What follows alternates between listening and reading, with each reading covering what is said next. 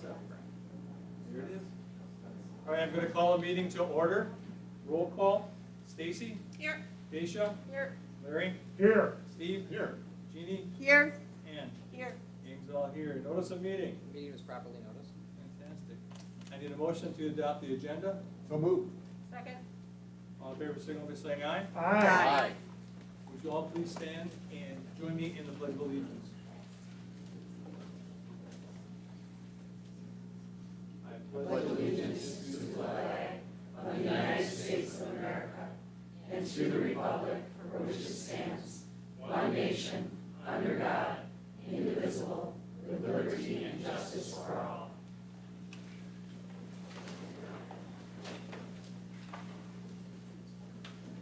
Well, in the next section, we're going to introduce the valedictorian and salutatorian. I'm going to turn it over to Principal Smith.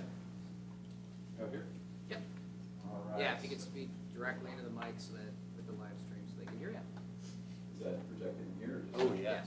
Okay. Do we have more volume in the room? Or Just is speak this- directly into the mic, Brian. You should be loud enough. All right. Oh, there you go. That's different. How's that? You're very tall. Yeah. If only you were shorter. All right, so we've come to the end of our school year. One of our annual traditions that I certainly enjoy is bringing our valedictorian and salutatorian here to present them to the board and recognize them. So we want to recognize our salutatorian. You can see up on the screen there, Ian Fronda. He'll be going to UW-Madison next year. Some of his ways in which he's contributed to our school is that he was the mathematics student of the year this year, participated in the Science Olympiad, Model UN, and has also been in the band.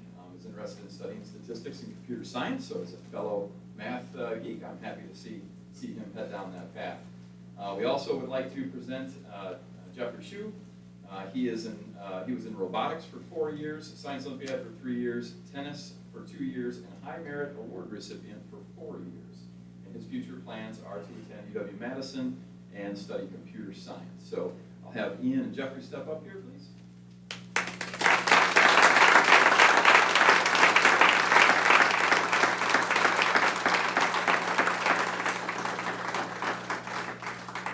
Pretty confident you guys have some questions possibly for them. Well, first a comment. You did a wonderful job at the graduation the other night, so thank you. Thanks. Yeah, excellent speeches from both of you, so congratulations on your outstanding academic achievements. And I guess, board members, what questions might you have for our valedictorian and salutatorian? Steve? I'll start. I always am most interested in who amongst the teaching staff, the administrative staff, do you want to recognize as having a positive impact for some event that's happened in your entire school career here? Yeah, so many. I mean, yeah, that's one thing. Like, I pretty much all my teachers. Yeah, I made such a big impact on me, and it's so hard just to choose one. But yeah, I mean, history has always been my favorite subject, and Mr. Douglas and Mr. Yuskis definitely helped me feel that passion. But yeah, I mean, it's so many teachers have made such a big impact on me that it's hard to say for sure. Yeah. Jeffrey, how about you? I think the one big standout teacher for me is Mr. Snipper. I think physics in general is a pretty tough class, especially AP and for physics 1 and 2. But I think he handled it very well. He made the class very engaging. And he had plenty of experiments as well, just like dotted throughout the entire semester, that made it really interesting. And in general, like his way of scheduling out quizzes and tests, I thought was very effective for my learning. Maybe it was just for me, but I think his teaching style was good. Excellent. Thank you. Larry? I have a couple of questions for you, actually. First question is, as you know, our school district uses the opening the door to each child's future. So were there any particular activities or events or things that you participated in that you felt were particularly valuable in opening your door for your future? Yeah, tons, for sure. I think one thing is like AP tests definitely helped. Like it was a way for me to challenge myself and like learn things that I'm interested in, and then compare myself to other people across the nation. Like it's a lot, like just taking the tests. It's such a big, it's just such a big event. Definitely a big, really good opportunity. I think one of them for me was robotics. So before in middle school, I primarily did Scratch and some other online programs, kind of just a practice program. But once I got to robotics, I was able to see true real-world applications for what I did on a computer. And I thought that was very interesting for sure. It's the reason why I'm majoring in, or planning on majoring in computer science. I think that really opened my eyes towards the applications of computer science. And my second question is, obviously you guys have kind of, well, kind of gone through the door on Friday night in terms of getting your diplomas and those things. If you now were to look back in terms of turnaround, if you will, and look back at the incoming freshmen, middle schoolers that are out there, what advice would you have for them in terms of beginning or their experiences at the Pewaukee School District? So what would you tell them you'd want them to do to make sure that they participated in or did something in their high school, middle school career?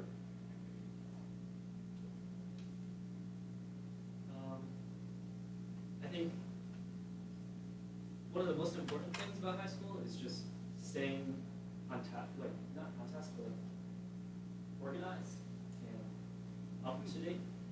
So I'd say just do your 8A work on 8As and then do your B work on B-Days. Just get them done immediately and make sure you know your due dates, make sure you don't miss those due dates, and just have a general awareness of what. Yeah, well, this is something I wish I'd learned earlier. It's just seek help when you need it. All the teachers here want you to succeed, and so you want. So like, if you go up to them and ask for help, they're going to give it to you. And I wish I'd learned that earlier. That's a really good comment. Thank you for that, and I'm sure all of your teachers will recognize and appreciate that too. So that's all I have, Brian. Anyone else?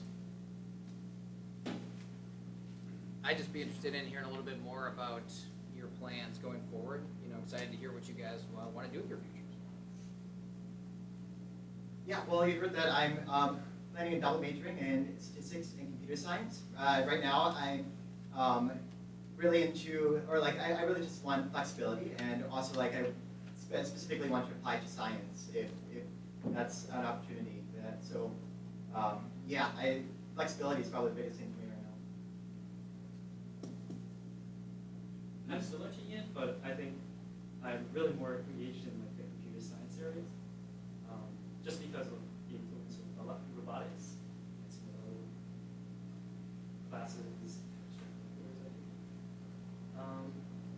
I am considering some other things, but UW Madison is pretty open to minors and don't need that. I saw it. Yes, it's kind of just general computer science and see where it takes you, or is there a specific lane in that industry that you guys are interested in or that really intrigues you? Well, I haven't gone too far into computer science yet. I do have like a small software developer internship going on right now, so I'm kind of exploring just web development, kind of front-end development. Thanks, Jeff.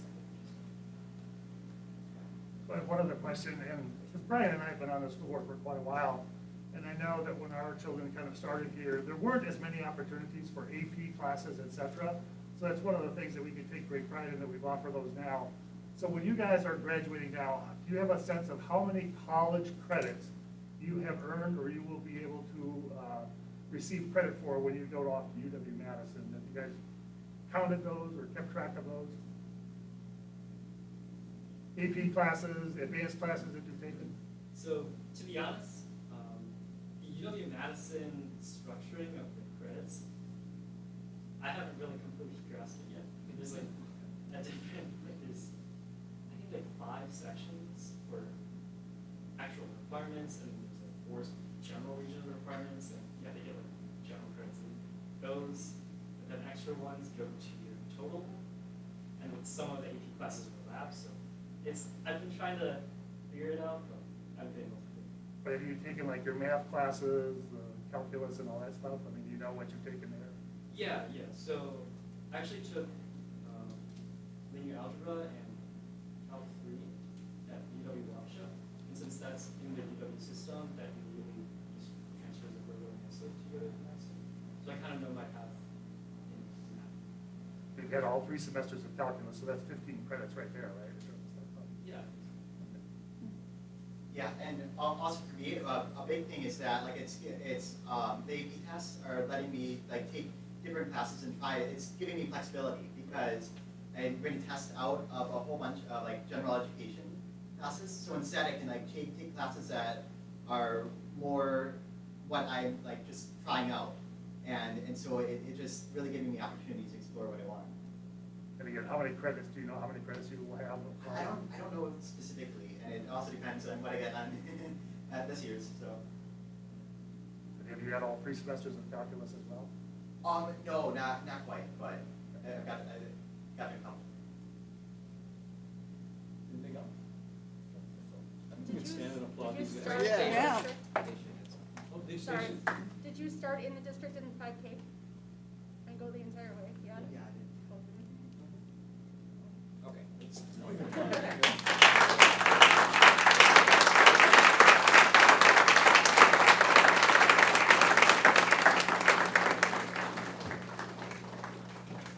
Congratulations, guys. Next item on the agenda is comments from citizens. All right, so I would like to just kind of walk through again how this works. So any citizens of the Pewaukee School District are able to comment to the board by submitting a comment card. Those cards are located at the top of the stairs as you came in. Yeah, here you go. Okay, I'll speak up. Thank you for letting me know. So comments from citizens, as the slide states here, is allowed at the board meetings to address the board with any concerns that you have. The comment cards are available at the top of the stairs as you came forward, so a card needs to be submitted to have your time to speak. Only Pewaukee School District citizens may provide comment. You need to include your name and address, especially with the live stream. One thing, as you saw with the other speakers, please make sure you speak directly into the microphone. You'll be called forward by Brian. Please state your name and your address as you come forward to speak. Each speaker will have a limit of 3 minutes. We'll have a timer in place so that you can manage your own time, because we certainly don't want to interrupt you. If you get past 3 minutes, we'll just politely ask you to please conclude your comments in the next 5 to 10 seconds, and then we'll call the next speaker. Again, the board wants to hear what every speaker has to say, so we ask, of course, that we're all courteous and we don't interrupt or comment while someone else is speaking, whether or not you agree with what they have to say. And comments, I just remind the group, comments are only allowed during the citizen comment portion of the agenda. So at other times when the board is doing its business, that is not time to ask questions or interject comments. There is another comment session at the end of the meeting, and once again, you do need to submit a card.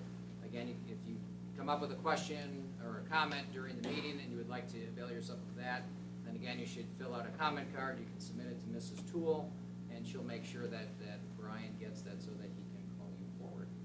And with that, I'll turn it over to you, President Campers. First card I have is Gino Fleming. If you'd step up to the microphone, then on deck will be Jeremy Chapman.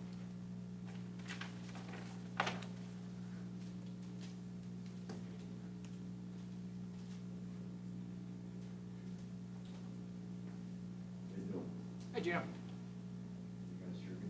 Yep. This is Gino Fleming at North 40, West 2747 Nashville. I'm here as a concerned parent about the CRT. I'm sure. I'm here with a group called Lake Country Patriots. First of all, I can't believe this is even a subject. I can't believe it's even part of a curriculum.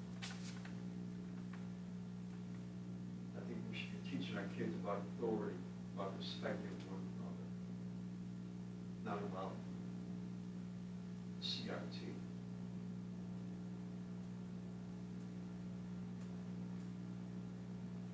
We need to respect our beliefs. told that the police are bad. If these kids get into some kind of problems, who are they gonna call? They're gonna call Ron James? I guarantee you won't answer the phone because he's trying to find himself right now.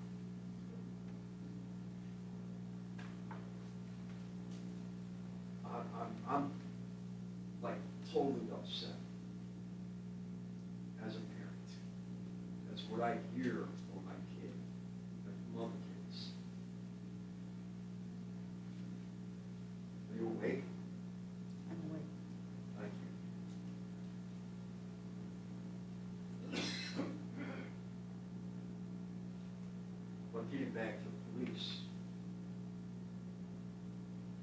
who will answer the phone call is the Pewaukee Police Department and Waukesha County Sheriff's Department.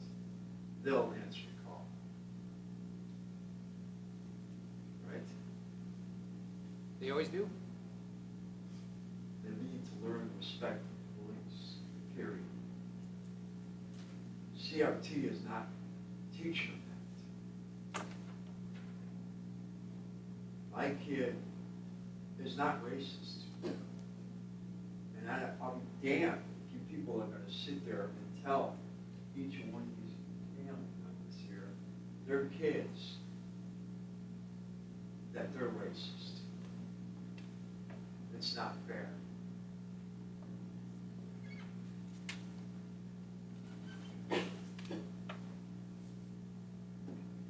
The equity? What do you think that means?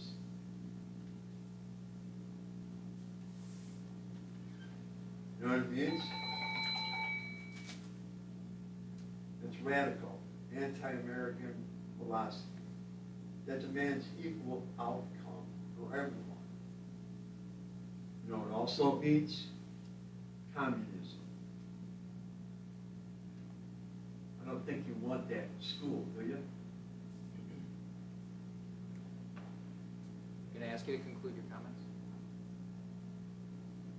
Why am I on a time limit? That's the policy. There's 3 minutes, so everybody has an opportunity to speak. I do have a couple of comments that don't count against time, but I can respond to a few things. This is an important subject. It is. It is. And I shouldn't be on a freaking 3-minute run here. I'm not trying to be disrespectful. I know. I'm just trying to say, as a parent, we gotta get through you people. Well, would you like a response to some of what you had to say? I would like. a Yeah, response. okay. So I know critical race theory is a very big topic and a very big concern. This district has not ever engaged in any kind of adoption of critical race theory. We have not engaged in conversations about adoption of critical race theory. We have not used critical race theory to form any curriculums. That has absolutely not happened. We get lots of communications about critical race theory. We had to look up critical race theory about 6 weeks ago, 5-6 weeks ago, to know what it meant, because it was a new term to us. So I'm here to answer your concern. I really don't disagree with anything you had to say. We love our police department. We have a fantastic relationship with our police department, and we very much respect that. We couldn't ask for a better relationship. You got Lieutenant Gary back there. We have a great working relationship, and we love having school resource officer on site. We have a board member whose son's a member of the police department, so couldn't agree with you more about respecting the police. But I just want to be very clear. Critical race theory is nothing this district has adopted or has advanced. It has nothing to do with the social studies curriculum that you're going to hear tonight. Our social studies curriculum is based on the Wisconsin State Social Studies standards and our graduate profile that we've been working to implement. So I understand there's been lots of concern about that, and we certainly are aware that this is a major concern in the community, and we are committed to listening and making sure we understand people's concerns with anything moving forward in this area. So We still can't hear you. Would you please speak up a little louder? Yes, sir. Put a microphone by you? This microphone is for the live stream. It doesn't amplify my Can I voice. bring this to you? Well, here, I'll just stand and speak a little bit louder. I'll use my teacher voice. So, no, so I just want to be very clear. It's not something that we've adopted. It's not something that is related to the social studies But in terms of these concerns that you're bringing, we absolutely respect. I've had conversations with a number of you about these, and certainly your comments about telling your child they're a racist, that does not match our values at all. So I know one of the concerns I hear often is that there's going to be some kind of extreme implementation of some agenda where one group's going to be told to maybe feel bad about in relation to some other group. That is not anything that we think is productive or nothing that we support. Again, it doesn't match our values to do such a thing. So I 100% respect everything you had to say, and I'm just here to tell you that that is just not what we've done or how we are operating.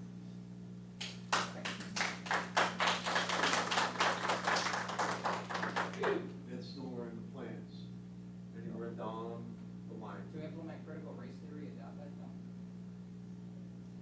No. No, we are, as I said, I sent out a letter, right, this past week. We've talked about equity, and we're very concerned about making sure we have a school environment where every single child, for our mission, right, to open the door to each child's future, feels valued, safe, welcome, and dignified for who they are. Your kid, my kid, everybody's kid. So that is very much a priority. In addition, we think it's really important as an educational institution, being a diverse world, we also have to be able to engage in conversation and learning so we better understand and are able to interact with people that have different backgrounds than us. I think that's important. That's all we're focused on, and that's what we've been working on. All I demand is they teach my kid, these other kids, how to be successful in life. Who could argue with that?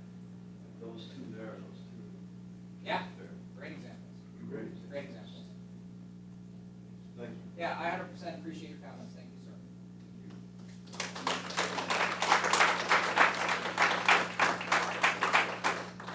Jeremy Chapman and then Jennifer Murphy go next. Sure, my name is Jeremy Chapman. I'm a parent of 5 Pewaukee School District students, local business owner, concerned citizen. Mike, in kind of a response, which I appreciate the fact we're kind of dialoguing, I'd love for you to share the list of books that you've read. As you say, you've not taken strides towards critical race theory. You and I have met and you've shared the different titles, book titles. I think it was 7 or 8. I think as a citizen, I would be, I think I could speak on behalf of all of us and say I'd be interested to know what those books are so that we too can confirm critical race theory is not a part of a future agenda.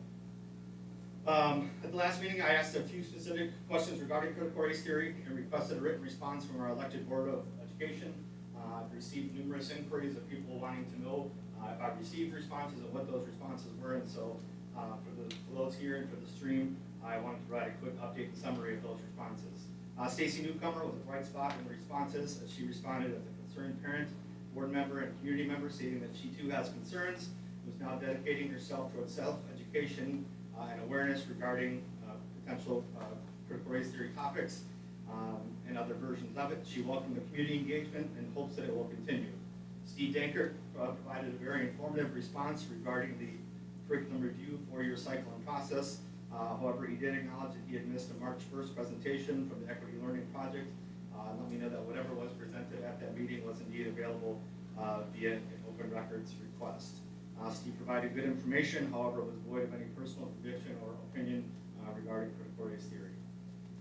Larry responded that he was generally unaware of CRT, but had done a Google search and had read a few articles. He then deflected the rest of my questions to Superintendent Mike Katie. Ann Wright responded with a copy-paste that she apparently had sent to anybody that had emailed her that week. The email addressed her perceived lack of interest in the last meeting, as well as her position on the mask vote. Her impersonal email completely disregarded the questions that I had asked regarding the social studies review. Ms. Batoon did not respond, apparently finding you people not important enough to dialogue with. Dacia Hopkins, she too did not respond, although in a personal poll that I had taken amongst friends, there was a 60-40 chance of that not happening. Ryan Kamers, our board president, heard absolutely nothing from. Absolutely nothing. To the questions asked regarding greater board transparency, Superintendent Mike Katie was very welcoming and encouraging ways and already engaging in ways to make this happen. I'm encouraged by the strides that have been made in such a short amount of time. I appreciate you putting those resources together to increase board transparency. To us, the community, it's now our responsibility as we've been given the tools to further engage and be a part of this process. As the board's responses didn't evoke too much clarity or courage, my questions. My closing comments to the Board of Education and Superintendent Katie is to continue to be an educational institution, to keep the main thing, stick to the pillars of academic education, do not find yourself veering off into the weeds on subjects that are interpretive, beliefs-based, or family-intended dialogues. Do not force a national agenda item on our local conservative community and students. Focus on education and metrics that address each student's naturally born identity and unalienable rights. I ask you to simply support, I ask you to support a simple yet incredibly firm foundation of love, respect, and servitude among myself and other students in our community, and allow students and families to continue to build upon that foundation as they see fit. Please keep our teachers thorough, yet completely unbiased in the presentation of the required materials. Teachers are called to educate, not to manipulate. All staff is to participate with parents, but never have you been asked to be the parent. You have our children because we trust you. Please don't cause reason for that trust amidst this cultural and societal chaos to be violated by overstepping your role in our children's life. You will have our full support, our continued full support, when you best reflect our desires and stay in your lane. Lastly, I'll say thank you. I know it's been a doozy of a year. I wish you the best for your summers. Thank you, Jeremy.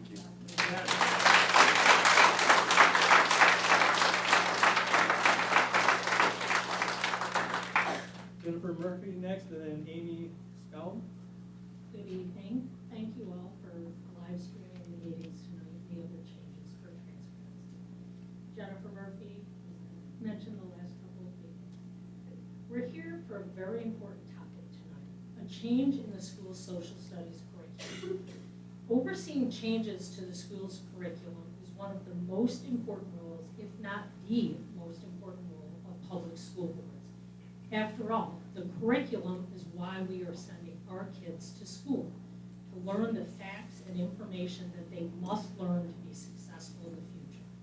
Our school district curriculum is the primary guide to what our school is supposed to be teaching our kids.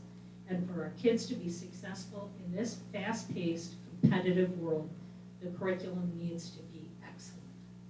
Equally important, though, is that changes to the curriculum should be well accepted, truthful, accurate, and not controversial. Public school districts should not be teaching theories or concepts that have not been vetted in society, that are radical and extreme, and that are divisive. School district curriculums are not the place for radical and divisive new theories and concepts.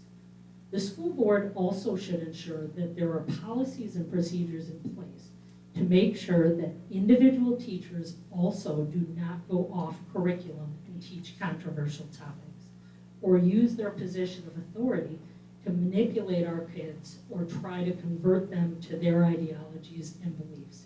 It is unethical and inappropriate. Because this board oversees changes to the curriculum, it is done here in a public board meeting, and therefore the community has the opportunity to hear about the changes and express their opinions and concerns. And this process ensures that our public school is teaching curriculum that is approved by the board and supported by the community. Unfortunately, parents in this community have heard stories from here in Pewaukee about teachers overstepping their boundaries, addressing issues not in the curriculum, sharing their own political views and ideologies, and addressing controversial topics and divisive issues. When teachers do this, the community and board are often unaware. Kids often don't know that the topics are not supposed to be covered. They don't know that this is inappropriate, and the few parents that find out are left in a very tough position because they do not want the teachers to retaliate against their kids. If teachers are allowed to introduce controversial or divisive topics to students that haven't been approved as part of the curriculum, then they may be covering topics that aren't appropriate for school, that aren't appropriate for the age of the children, that are sometimes divisive and controversial, and that aren't being addressed in a fair and balanced manner because they have not been approved as part of the curriculum. I looked at available policies for Pewaukee that might address these issues, and I did not see any. So I am curious if there are any policies regarding fair and balanced teaching, sharing political views and ideologies in the classroom, introducing controversial topics not part of the curriculum, or discussing controversial topics with individual students. And if there are not current policies on this, because this is so important for the community, I would like to ask the school board to consider enacting a policy for the teachers and faculty of Pewaukee School District for fair and unbiased teaching. And I would welcome the opportunity to work with members of this board or administration to draft such a policy. Thank you, Jennifer.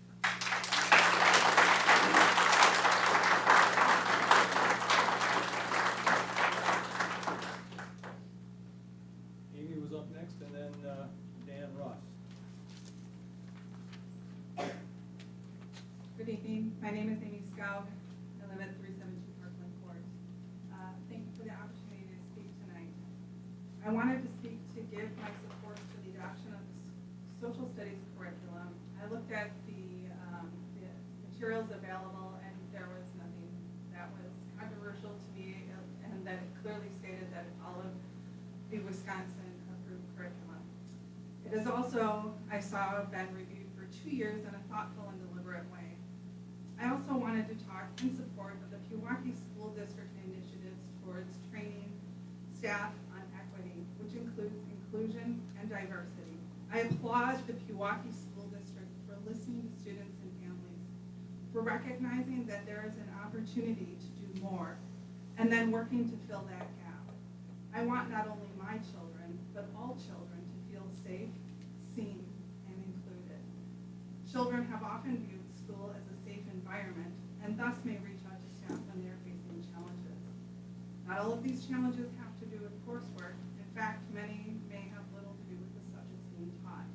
And when these questions of equity come up, it is important to have staff members prepared.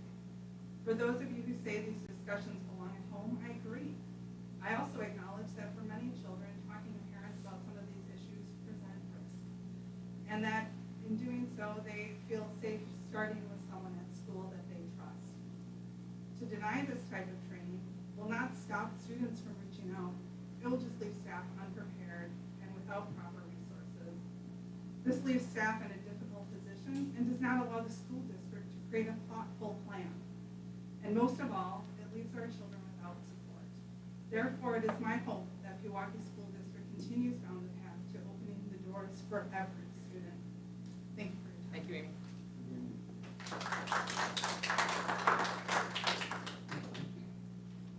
Dan's next.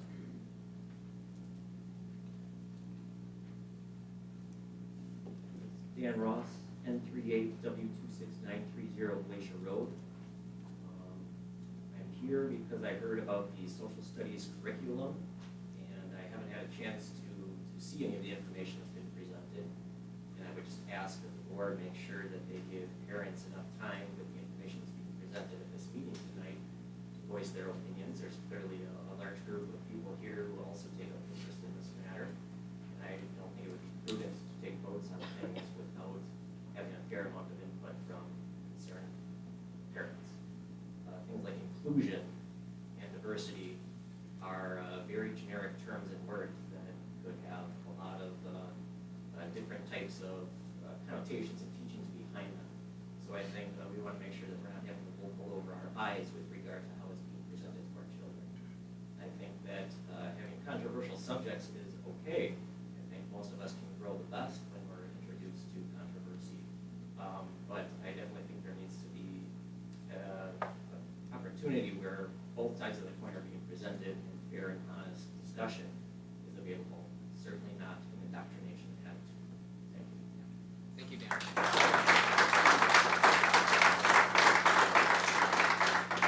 Dan, just one response to, I want to make sure I'm being heard. So Dan, just one question that you had, or one comment that you had, as well. So the board doesn't act tonight to hear a presentation. There's 2 weeks. There'll be materials posted on the site, on the website, on this presentation, so that parents can certainly go and ask questions and take a look much more deeply at the curriculum. So just to your point, I want to let you know that's the process. Thank you. Yep.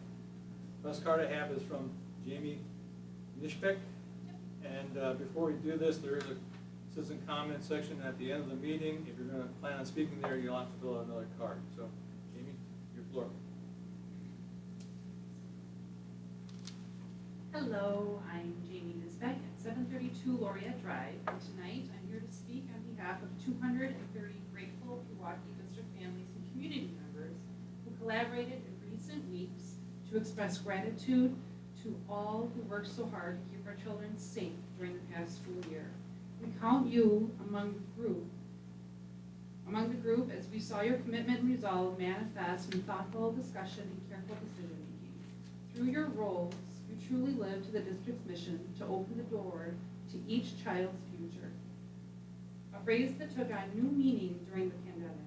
I know I speak for all participating families when I say your efforts were noticed and truly appreciated. In the words of the banner hanging at the entrance to the district, thank you for your leadership and unwavering dedication to the health, well-being, and the educational achievement for all our students. Enjoy your cookies, a small token of our heartfelt appreciation. Thank you. Thank you.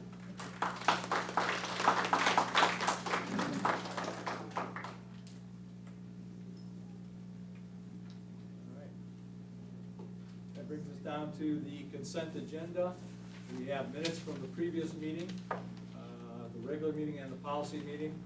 We have some correspondence, and at this point, there is no gifts to acknowledge or accept. Does anybody have any questions or corrections on the consent agenda? If not, then I look for a motion to approve the consent agenda. So moved. Second. All in favor, signal by saying aye. Aye. All opposed? Motion carries 7-0. I'd like to turn it over now to Steve to review what the Business Affairs Committee discussed tonight. Thank you, Brian. Earlier tonight, we met in the library and talked about the normal routine of the Business Affairs Committee, looking at check registers and financial reports. There were a few questions, as there always are, related to items in the check registers, as we sought clarification around specific items that the district was paying. Most of the conversation tonight revolved around a change to how parent transportation contracts were managed this year, that the district managed those based on the number of actual days that the students attended on-site learning at their school choice options. So those reimbursements were detailed in a different way this year because parents had to, or the district actually had to submit how many days those students were in attendance, and the reimbursement was based on that. So that brought up some conversation. It was just a change, and it was necessary because of the mode of education that was being done in Southeast Wisconsin because of COVID-19. So that was one of the big topics we talked about, and we talked about a few other items related to some consultants and some other charges on the check registers that we wanted some clarification on, and all were addressed as appropriate for the satisfaction of the committee. We walked through the financial report, and John gave us the summary of where we are with just about 2 weeks left in the fiscal year and where they're at in the process of closing out the existing budget for 2021 and getting ready to start the new fiscal year for 21-22 that will start on July 1st. We spent some time talking about the budget update and what's going on in Madison and what's going on at the federal level as it relates to funding for the district in the future. We had a very engaged conversation about all of the sources of federal funding that are coming to the district because of ESSER, what's called ESSER funding, ESSER 2 and ESSER 3, as well as what's being deliberated right now with the Joint Finance Committee in Madison related to state funding levels. So we had a good conversation around that. And then finally we had a little bit of a review of what we'll talk about in new business tonight when John presents the insurance renewal for the upcoming year. So we'll have more conversation there when John presents that to the full board and the opportunity for us to act on that as a board. But that was my report. Thank you, Steve. Any questions for the committee? I'll have a motion to accept the Business Affairs Committee's report. So moved. Second. All in favor, signal by saying aye. Aye. All opposed? 7-0. Takes us down to new business, social studies curriculum revisions and presentation. I'll turn it over to Dr. Bassam. Mike. Yeah, why Is don't that you how do we that? wanna do Yep, this? sit right Okay. in here. All right, good evening. So I'm here to present the social studies curriculum review. Typically, we would have some teachers helping us with this as well, but obviously since we have entered into the summer months, it's a little tricky sometimes as some of them are already off and doing a few things. But we do have Mr. Yeskis, I believe, here. I'm not sure if I saw anybody else, but Mr. Yeskis is here with us today if there's any questions specific to the high school that the board may have. So, okay. So our focus tonight is to present the curriculum review and revisions in the broad lens, and then as you know, over the next 2 weeks, you'll have the opportunity to dive into our Atlas program, which is our curriculum management program, to be able to look at very specific standards that guide and construct our curriculum based on Wisconsin state standards, and take a look at any learning targets that we also have, and essential questions vocabulary that we use in all of our units, in all of our courses. Those reports will also be posted on the Teaching and Learning website starting tomorrow, so that anybody would be able to access them during this review period.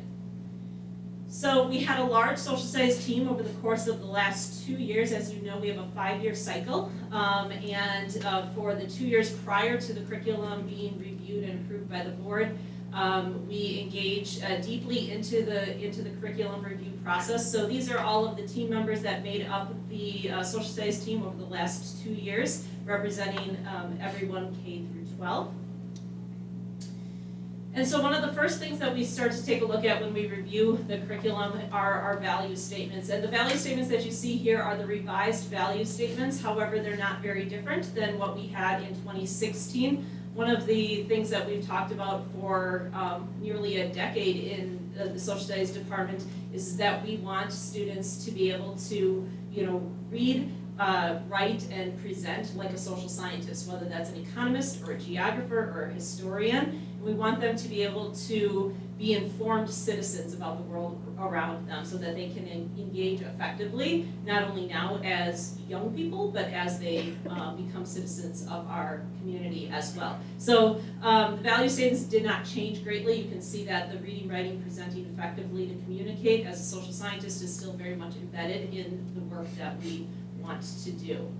So then we take a look at a number of research articles. Some of them we agree with, some of them we don't agree with, but we take a deep dive into the research. And these are the major themes that we drew out of the research that we did about 1.5 years ago. So students should be prepared for college and careers, but also learn to be active and engaged in civic life. Obviously there's a strong need to make sure we have a rigorous curriculum, but also that it helps them in their everyday lives as a citizen. Technology should enhance, not drive, what we ask students to create and engage in, instead of just receiving information. And certainly coming off of the year that we've had, we'll be transitioning a little bit between what makes sense to continue to utilize technology for and what maybe makes sense to go back or try some other ways. We're very excited to be able to get back into service learning and engagement with our community that has been somewhat on pause for the last year. And that social studies education should be inquiry-based, right? And that it's not just input of knowledge, but that we really want to encourage students to be able to ask good questions and really question what it is that they're hearing and seeing and learning from all the different sources around them so that they can make the best decision and most informed decision based on the information that they have available to them. So there are 4 major curriculum trends that you'll see in this new curriculum proposal, and I'll go through each of these a little bit as I get into each course, into each school. We're going to review a few course changes that were previously made. This is specific to the high school. As you recall, there were some opportunities for us to move from some AP coursework in economics, psychology, and U.S. history to dual enrollment opportunities through UW Green Bay, so students get those credits right on the front end instead of needing to take the AP test. So we took a look at how that's been going the last couple of years that's been implemented. We also have a leadership principles course that was started kind of out of curriculum sequence, and we're expanding, and that course is going well. I'll talk about that in a moment. As you know, we had a pretty large 4K overhaul this year, that was very successful. We got some really encouraging data at the end of the year, which we'll show more in the fall when you see all of our data, but things like sound identification for letters improved by about 10%. With our 4K students, letter identification in general, numeracy all improved. So we want to take some of those ideas of thematic experiences from 4K into 5K. Now we won't be redoing all of our classrooms, but we are going to ensure that as students have those times for dramatic play in kindergarten, that those will be based around the themes that already existed in the social studies curriculum, like being an explorer will be one of the dramatic theme cards that we'll see. So we're going to bring in a little bit of 4K infusion into 5K is the hope. A lot of the work that we've done in the curriculum this time is around continuing to implement the graduate profile. Social studies is ripe to implement our graduate profile, particularly the connect and contribute categories. As I said, we really want to go back and re-engage with our community in meaningful ways and have students engaged in meaningful experiences. And so we're working hard to infuse those competencies. And then in 2018, Wisconsin came out with new state standards. Those state standards are very closely aligned to the C3 framework, which is what the standards were that we adopted in 2016. For those of you that were on the board in 2016, the state standards had not been reviewed and revised in a very long time. And they were very broad and not super helpful. And so we looked at the C3 framework, which is the National Social Studies framework, and adopted kind of a mix of both of those. In 2018, the state redid their standards to very much match the C3 framework. And so while we did alignment to the state standards, most of it was very close to what we were already doing. So it was a lot of flip-flopping out from the C3 to the state standards. So not a lot of big changes in the way of what it is that we've already been doing for a long time in the district when it comes to our curriculum.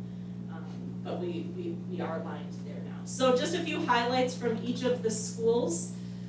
At PLE, I already mentioned that we're going to take our 4K experiences and draw them up into 5K a bit by having some dramatic play-based experiences, in both social studies and science.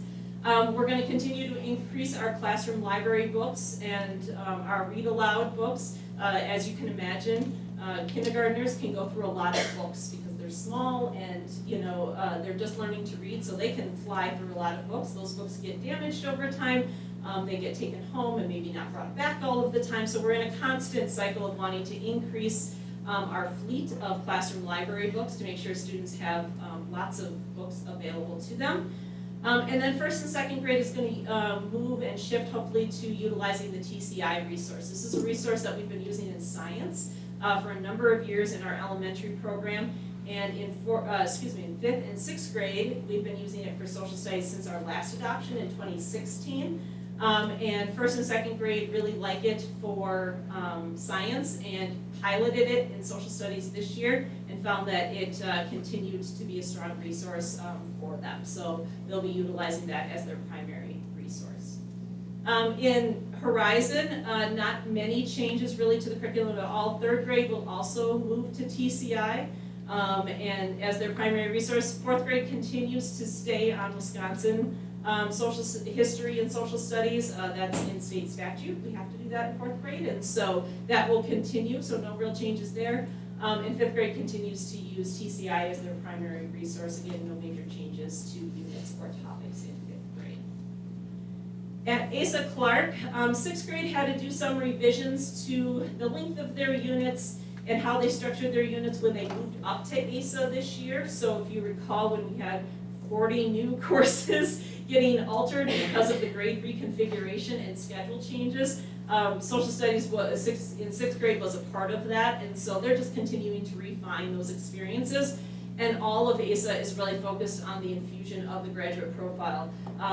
It's been phenomenal to see how our new spaces have been utilized, particularly at ASA and the makerspace, and how many, frankly, non-STEAM courses, non-tech ed or art courses have been using those spaces to create experiences that are more engaging for students, and our social studies teachers are in amongst that group. So we'll continue to utilize those facilities and connect back with the community community as well. ASA had done a ton around connecting with the community last year pre-COVID, and so I know that they're looking forward to doing that in the future. And at the high school, we're working to really build and create a unified 7 through 12 structure for doing proper research in social studies, and in particular around source evaluations. As you can imagine, as we all have before, you Google a topic and you get a lot of responses. And you just click on the first one that comes on the top. And sometimes it's a great resource and sometimes it's not.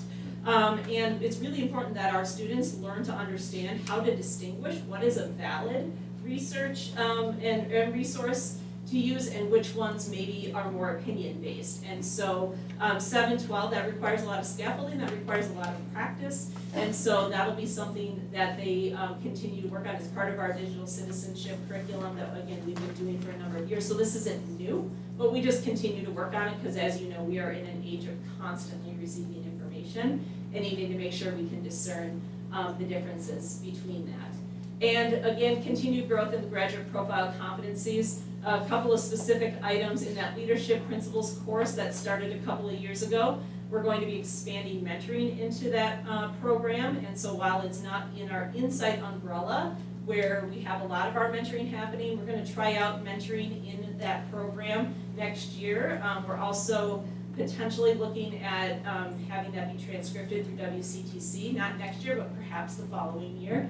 So we continue to refine that course. It was a popular course this year and remains popular, and so we think students having an individual mentor will be very strong. We'll have about 50% of our seniors next year who will have had a mentor experience, an individual mentor in an area of interest for them by the time that they leave us next year. So that's really growing and expanding.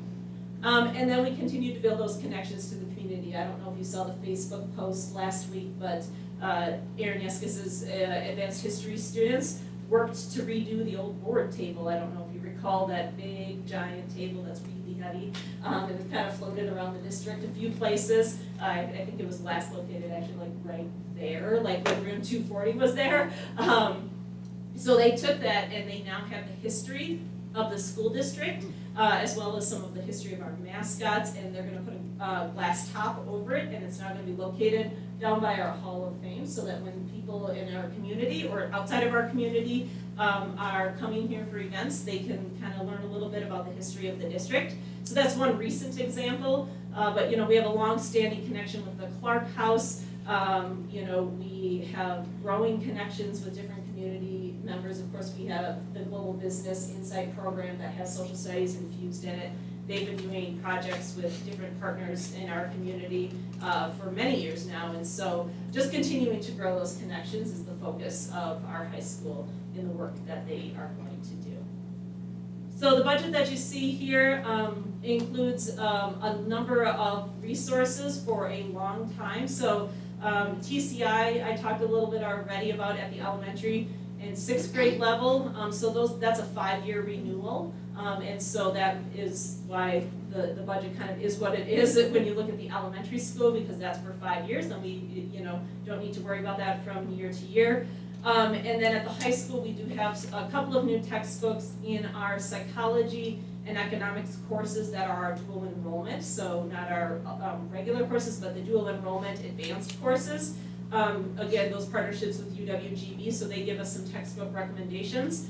And then in our AP World History, that textbook I chose when I was a teacher here in about 2006, when I was developing that course originally. So those textbooks are about 15 years old. They're falling apart. The good news is you can keep a history textbook for a long time because, well, it's history and stuff, but they do fall apart at some point, and so we need to look to get a new one for our AP plus AP World History. Cut off some years of history a few years back, the very, very early stuff, and so the new textbooks don't have that section in it any longer. So that's the budget that is being recommended and proposed for consideration. And as I mentioned, I just wanted to put in a reminder then that we will be posting the full curriculum reports. It's roughly about 350, 400 pages worth of curriculum that we'll post tomorrow on the website. And then just wanted to give you an update as well, I know it was in the DA report, but that moving forward as part of our continuous improvement process, as we start curriculum evaluations in all content areas, we'll be seeking input from our community. We do it in some areas and sometimes. So like human growth and development, we always do, that's state statute. Other areas we do from time to time, but that'll become a regular part of our curriculum process at the onset of a new curriculum being evaluated. We'll also be publishing a public phase 1 report when we finish kind of that first year of review. So that's essentially your value statements and research findings. So we'll start that with English language arts this fall. And then, as I mentioned, this 2-week time period we'll be posting as well. So I just wanted to make sure that you saw that update, and if you had any questions, I can answer those for you tonight. So I would be happy to take any questions that board members may have. Can you explain to me what TCI Resource provides for us? Mm-hmm. So it's essentially a digital textbook. They do provide, if we choose to have them, actual hard copy, like workbooks for students. Workbooks is the wrong term because that makes it sound like it's just like old worksheets that we all had. It's more of a, I would say, like a framework that with different graphic organizers and things of that nature. Not, in fact, I don't believe any of our grade levels have chosen to actually have the printed copy at this point because we've been using it for science for so long, but it's essentially a digital textbook. Okay.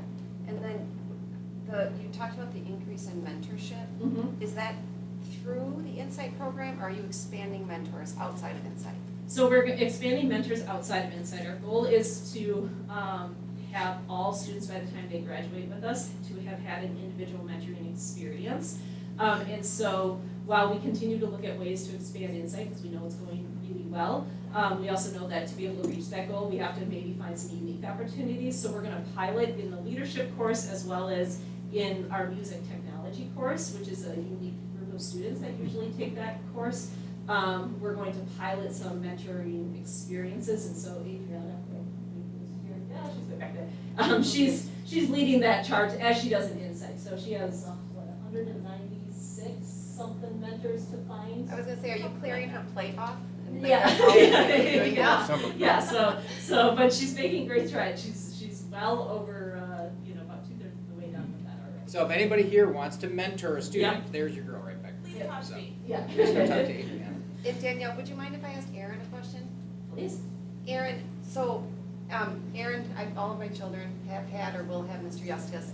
I'm curious if you would just give your thoughts on the change going from offering courses as AP courses to the dual enrollment. Do you see any negatives to it? Do you see kids learning the same amount or quality of learning of those topics? Is it the same? Is it better? Is it worse? Is it? That's a great question. I was very nervous about moving away from AP. In fact, I feel really weird. This is the first time in 15 years I'm not grading AP papers this particular week. So I'm Mr. AP. I love the program, but the dual credit just offered us such a good opportunity to not end on May 10th like we usually do, or May 5th, or whatever it is, to go all the way to June, to do some community-based experiences like our community night at the Clark House Museum and the conference table and countless other things we did. And so then we're still keeping the best of AP. So like the DBQ, a little inside language here, you're probably familiar with that. I still do those. I find good value, but instead of having the students do like 7 or 8 documents like we do in AP, we do far less but deeper, and we don't have to take so long. So it's not feeling like that 3-hour test, that we're doing. But we're doing those good things. We're doing short answers. We're doing the long essay, all those good writing and like history investigative things that I think AP provides. So I feel like it's really the best of both worlds. Do you still have students going the AP route? Yeah, so we don't want to stop anyone from doing that, and I tell them, like, I'm not really gearing the class that way, but I still think you would be successful. And last year, 10 of the 55 decided still going to take the AP test, and happy to say 9 of the 10 passed, and we had actually some of our best scores ever. It just really hit home to me that we can do this well, we can teach them well, maybe not be so structured and still do the other good stuff too. I had just 3 this year take the test, and the results obviously are wait. All right, thank you. Who's next?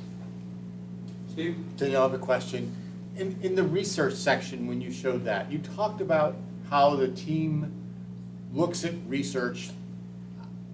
Tell me more about that part of the process. You say they accept some things they find and they reject other things. Like, talk more about how that process works of research.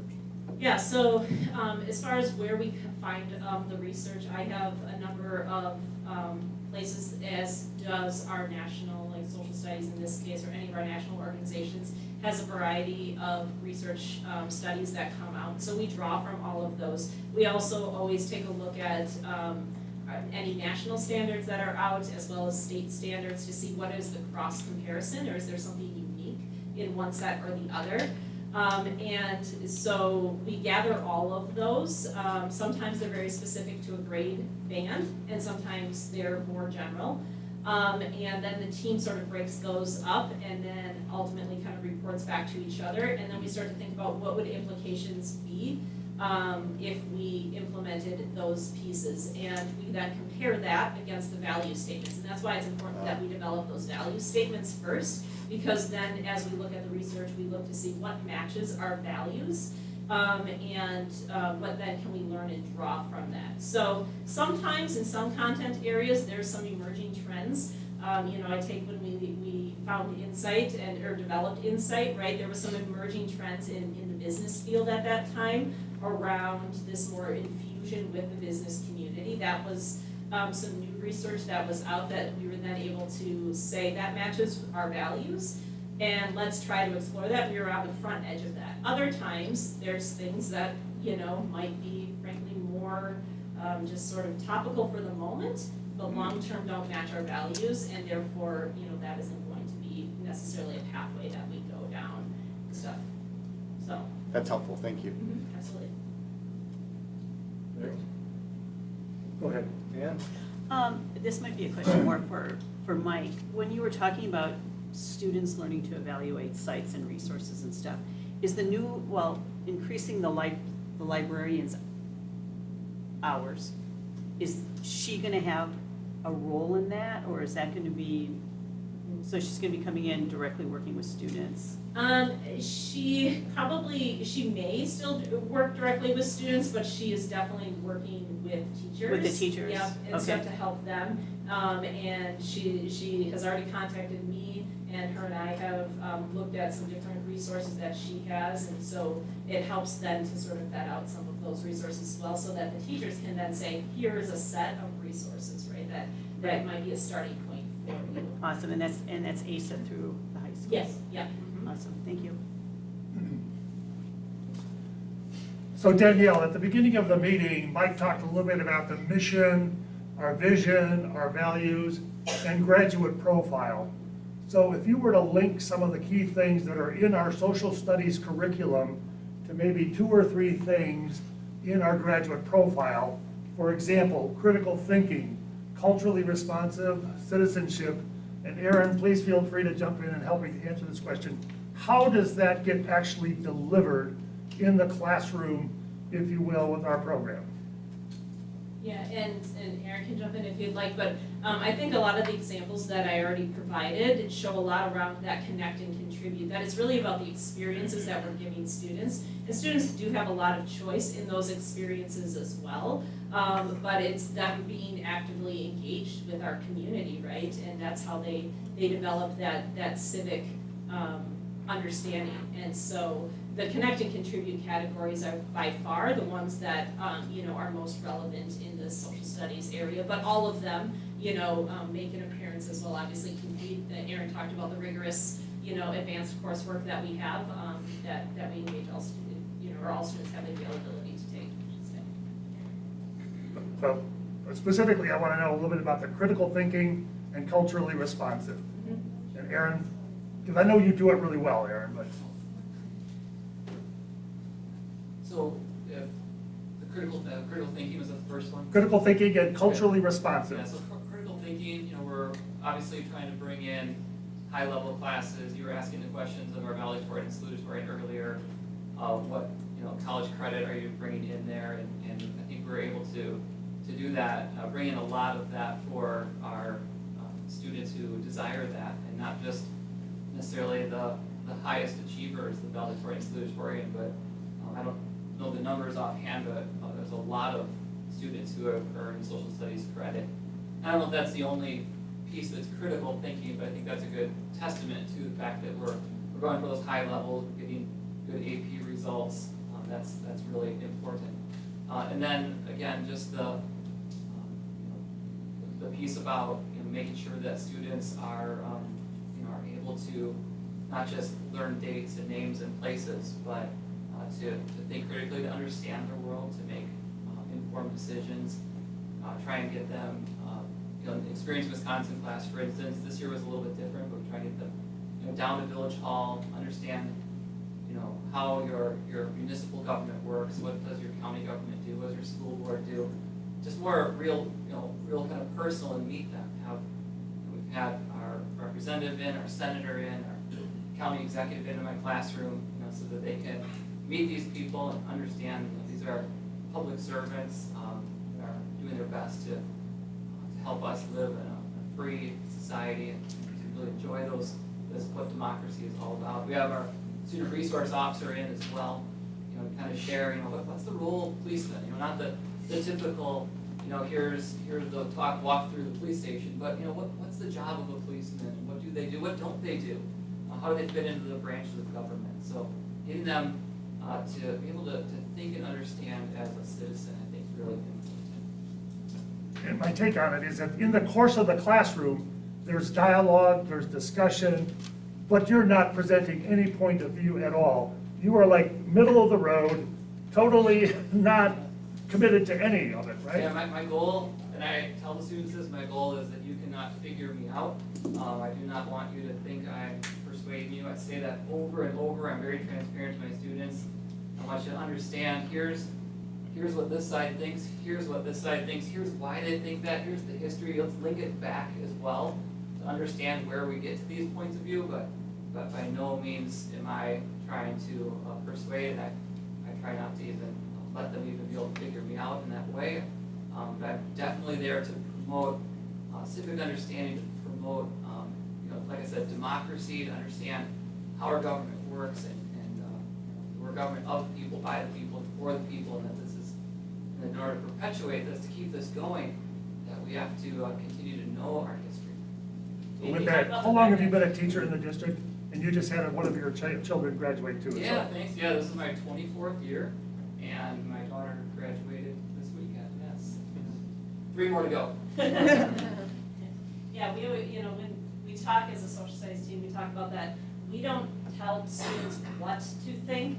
We teach them to think on their own, right? And that's what we're focused on, is presenting a balanced curriculum that allows them to be able to think and make decisions that fits their lens, as they can see and evaluate things as accurately as possible based on all their information. I just asked Adam this afternoon if he knew what way any of his social studies teachers leaned. So he had Aaron, he had Andrew, and he had Jim, and he said, no, not at all. I said, I hope that's not because you were sleeping through the classes. He's like, no. He's like, they never did. So you 3 successfully did that. That's good to hear. Any other questions from board members? Yeah, Jeannie? I heard that, I think I've heard this, that the state legislature wants us to teach more about indigenous Wisconsin natives. I know it's in the 4th grade curriculum. Have we incorporated that into other areas then? We haven't as kind of distinctly. Certainly Aaron talks about it in his Experiencing Wisconsin class.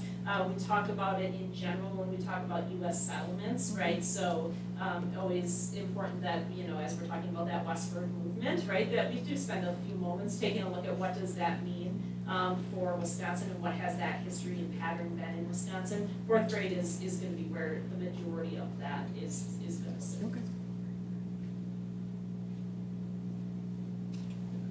I have some questions. You talked about the very little difference between the original curriculum and the one they're looking at now here, and then I looked at the standards. Can you, in your mind, think of what the biggest new difference was? The biggest difference between the old Wisconsin standards and the 2018 standards is that the 2018 standards is much more inquiry-based. It's asking kids really to develop skill sets to critically think versus just know this about this topic, right? Know about westward expansion, know about, immigration, whatever the topic is. That's the biggest difference between the two state standards. The difference, there isn't a big difference between that C3 framework that we had already adopted in 2016 and these new standards in 2018. Just that the C3 was already moving and shifting towards that more skill-based and engagement, asking kids to actually, participate in civic life as much as appropriate for their age versus just like hear about it and receive it. About TCI, and how did you go about determining their alignment with C3?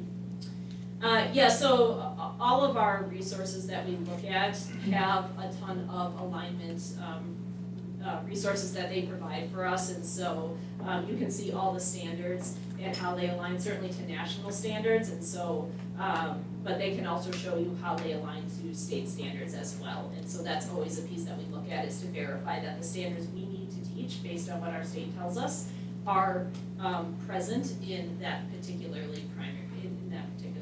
primary resource. So the company gives us those pieces, we can look at those. With regard to 5K, of course, not going to build another barn or igloo or anything like that. But we do anything more thematic for those grades at all? Yeah, and I think Robin Wilson is here, and she can probably speak a little bit to the themes that we're looking at, as she is our 4K, 5K guru when it comes to creating theme-based experience. Robin? Hi. So there, I'm going to try to rattle them off the top of my head, but the primary units of study in social studies in 5K are community helpers, because that is probably the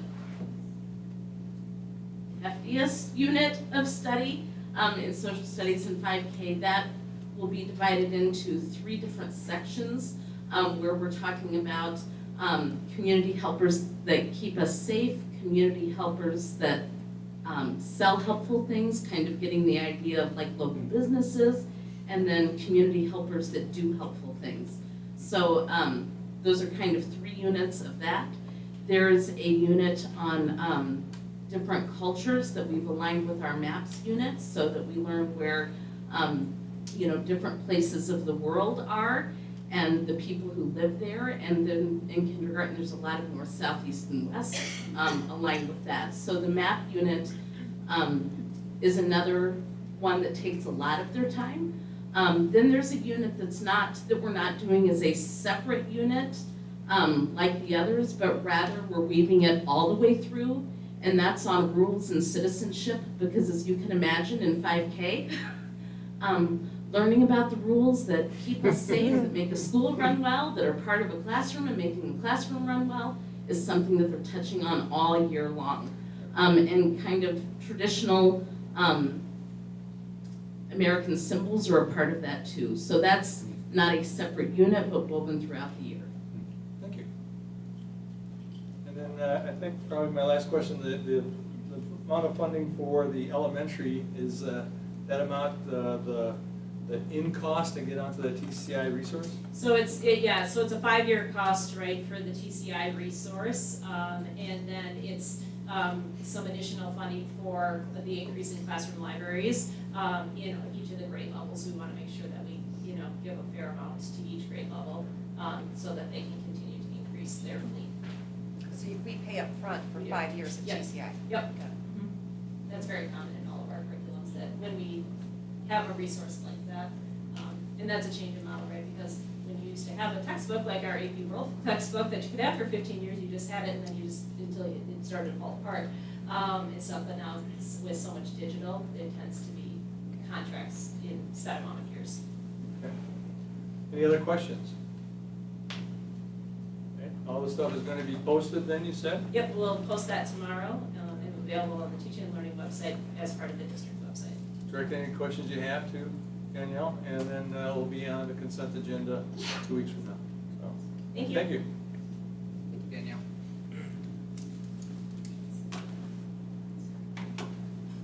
Next up on the agenda is the update on our student handbooks. And we've got a couple of people coming down to talk about the changes. Hello, Jody. Hello, Amanda. We also have Brian and Anthony here, so that they there can they are. respond to questions.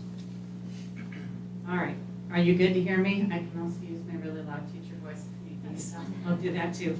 As is typical at this time of year, we as APs have met various times in the spring to go through our various handbooks, consider policies that you, the board, have made, and make other changes that are needed according to those policies.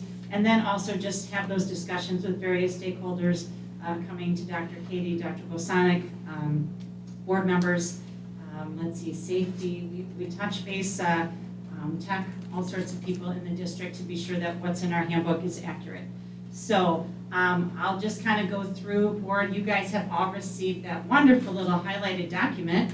And you know that in each of our handbooks, we left in yellow the areas in which we've made changes.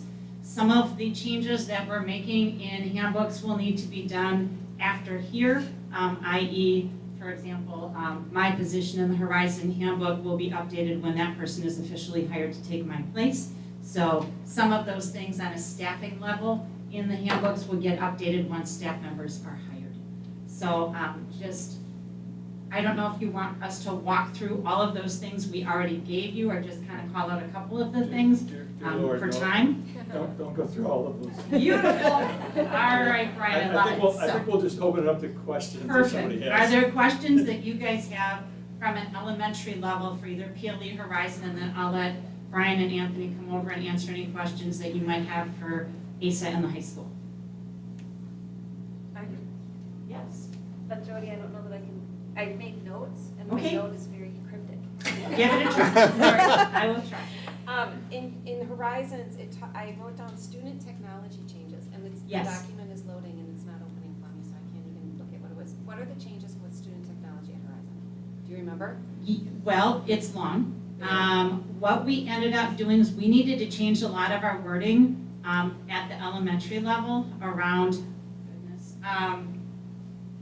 well, we did simple things like our repair charge updates Right. and Yeah, we're doing that. some of that. Our big piece is around the board alignment. We needed to change the language around the AUP and different pieces on that. So let me just pull up my handbook. It's faster for me. Start scrolling as fast as my little device will work.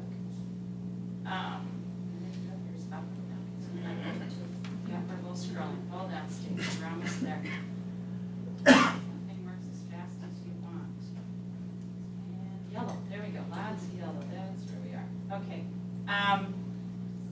Realistically, the acceptable use policy is the big part of which we needed to update the vernacular on that. Some of the language we had in there was outdated. A big piece that Rachel York helped us with, and I think is much more user-friendly from a language standpoint, is around the examples of acceptable use being I will statements, and then the examples around things that I will not do. I think that's more user-friendly for students, and also, I think, helpful for parents, just to see the things of which, the way in which we expect kids to carry the devices, unlike what I'm modeling right now. You know, not plagiarizing, all those kinds of things. So that's a biggie. Okay. Does that help? Yeah, Mobile it does. tech. You know what, that's what my question was, because so much of it was highlighted. I was like, well, Yeah. where do we, what do we start with? It wasn't super student-centric. Okay. It was sort of Yeah. previously kind of staff-centric. Okay. It was, and we needed to do an update around mobile device. We also need to do an update in the fact that now elementary is going to be mainly, at least all of Horizon and a little at PLE, all of Horizon is taking devices to and from home, which that prior to this Sure. school year was not the case, so we needed to update some language on that too. Does that help? Yeah, it does. Okay. Thank you. And then Amanda, this is just logistics. Yeah. So in the PLE one, I didn't see the changes to the footwear, like Oh. Horizon did. So I'm, like I said, it's just logistics, I get that, but just to help you out. Amanda, Story. can you make sure you speak right in the microphone? Funny story, there used to be these things called Beauties. Yeah. And they were so popular that they actually made their way into the handbooks at PLE and Horizon. And so I texted Jody and I was like, hey, I think we need to take those out. I haven't seen them in like 10 years. And then the next day she had kid wear Heelys to school. So what I actually put in was, let's see, expand my comment here. Footwear should be chosen with safety in mind. Shoes with retractable wheels are banned. We strongly recommend closed-toed shoes. If wearing open-toed shoes, we strongly recommend that the shoes have a back strap. And then that's the same, Jody, at Horizon too, correct? Correct. Yeah. Yep. And then the birthday party change for encouraging non-edible treats, both of you, got it, okay. Yep. That was another big change. Yep. Other questions on that? I don't think so. Thanks Anything for else for coming. elementary? Yeah. Thank you for coming. All right, Brian and Anthony?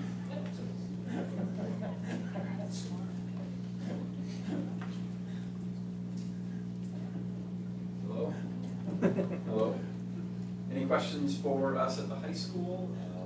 Nothing too dramatic, or at the middle high school, nothing too particularly dramatic. Just an update from the standpoint of we're still sort of converting some things over from tobacco more frequently. We are vaping these days instead of smoking cigarettes, so we just have changed the language to nicotine. One thing that we are looking at with some dress code changes, in particular, the aspect of hats in the building is really not the distraction that I think some folks think it might be. It's not a security concern. Our students, a lot of the stuff I talked with my principal advisory board, they indicated that they're very comfortable with it. They don't see any real concerns with it at all. So allowing students to wear hats if they're more comfortable that way. It's one less thing that we have to ask some kids about.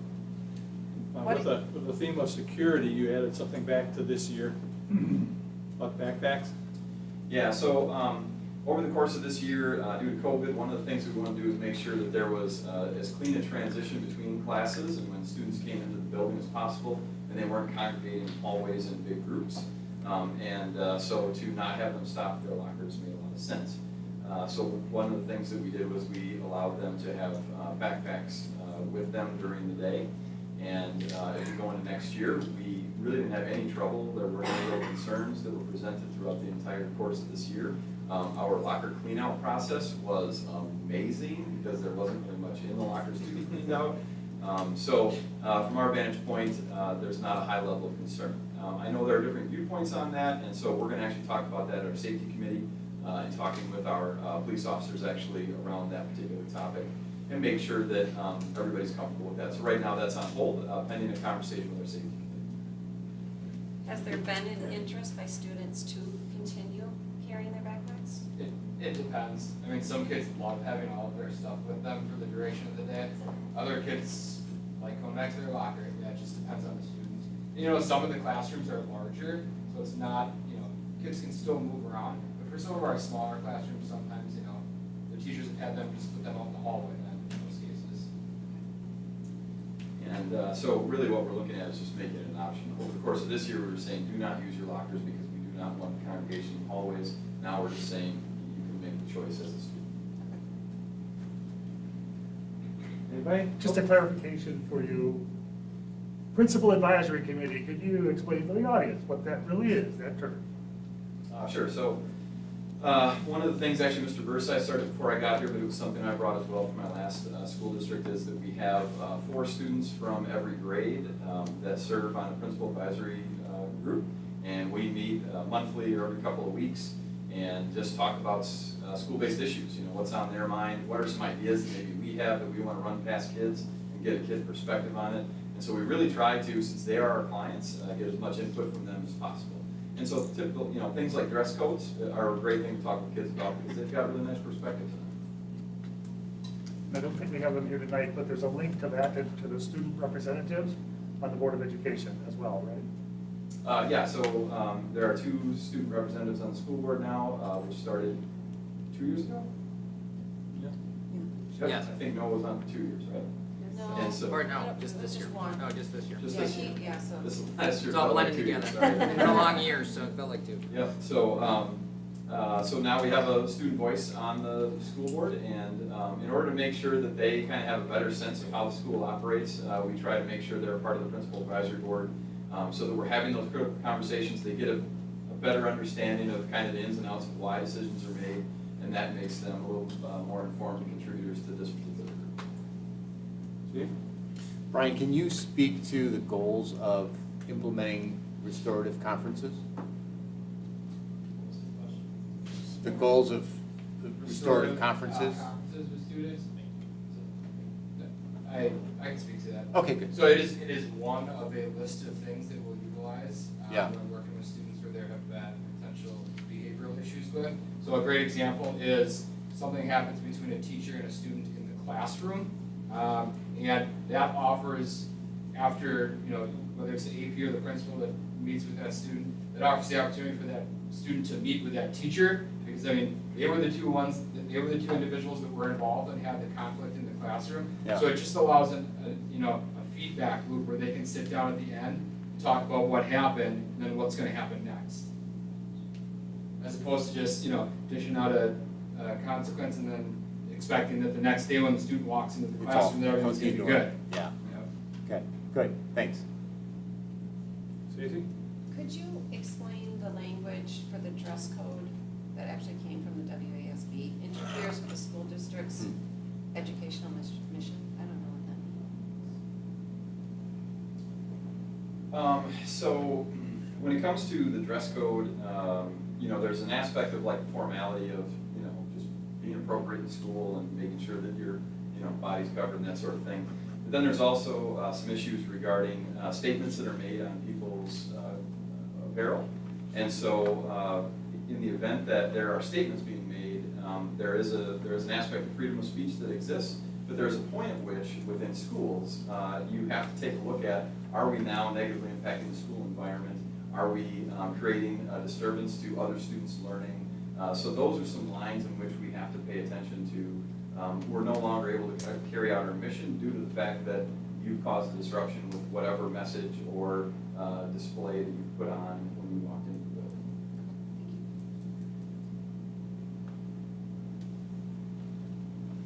I think that's it. Thank you, gentlemen. Thank you. Thank you. Thank you for staying so late. One last thing, just so everybody knows. We also submitted our response to intervention handbook that's got the addendums. We did not make any changes in those, so there was nothing else to report on that, just so you guys knew that as well. Thank you. Yeah. That's gonna be what I said. Just kind of leads us into the next agenda item, right? You want to take it from there? Response to intervention. Possible approval of the update. Yeah, so I'll come to the mic just for the live stream purposes. Yep. So, as Jody mentioned, there was no recommended changes to that. There's a couple things in sixth grade that Anthony and I talked about that we'll add in just from a grade reconfiguration standpoint. And now that Katie Spadoni is back from her maternity leave, she'll get those updated here this summer. But yeah, I'll take any questions, or any of our administrative team can take any questions if you have any, but no changes right now. We're all good, then I look for a motion.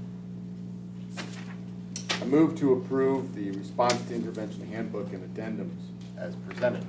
Second. All in favor, signal by saying aye. Aye. All opposed? Motion carries 7-0. Next item is renewal of our membership in the WIAA. Mike? Yeah, and Jeff can't be here tonight. It's just an annual piece that the board renews. It's our membership into the WIAA, so you have the renewal document in your packet. I can certainly take questions if you have them, but this is just an annual piece that the board needs to take action to renew our membership. So we seek a motion and an action just to renew this. Please speak up. Seek an action to renew the school district's membership in the WIAA.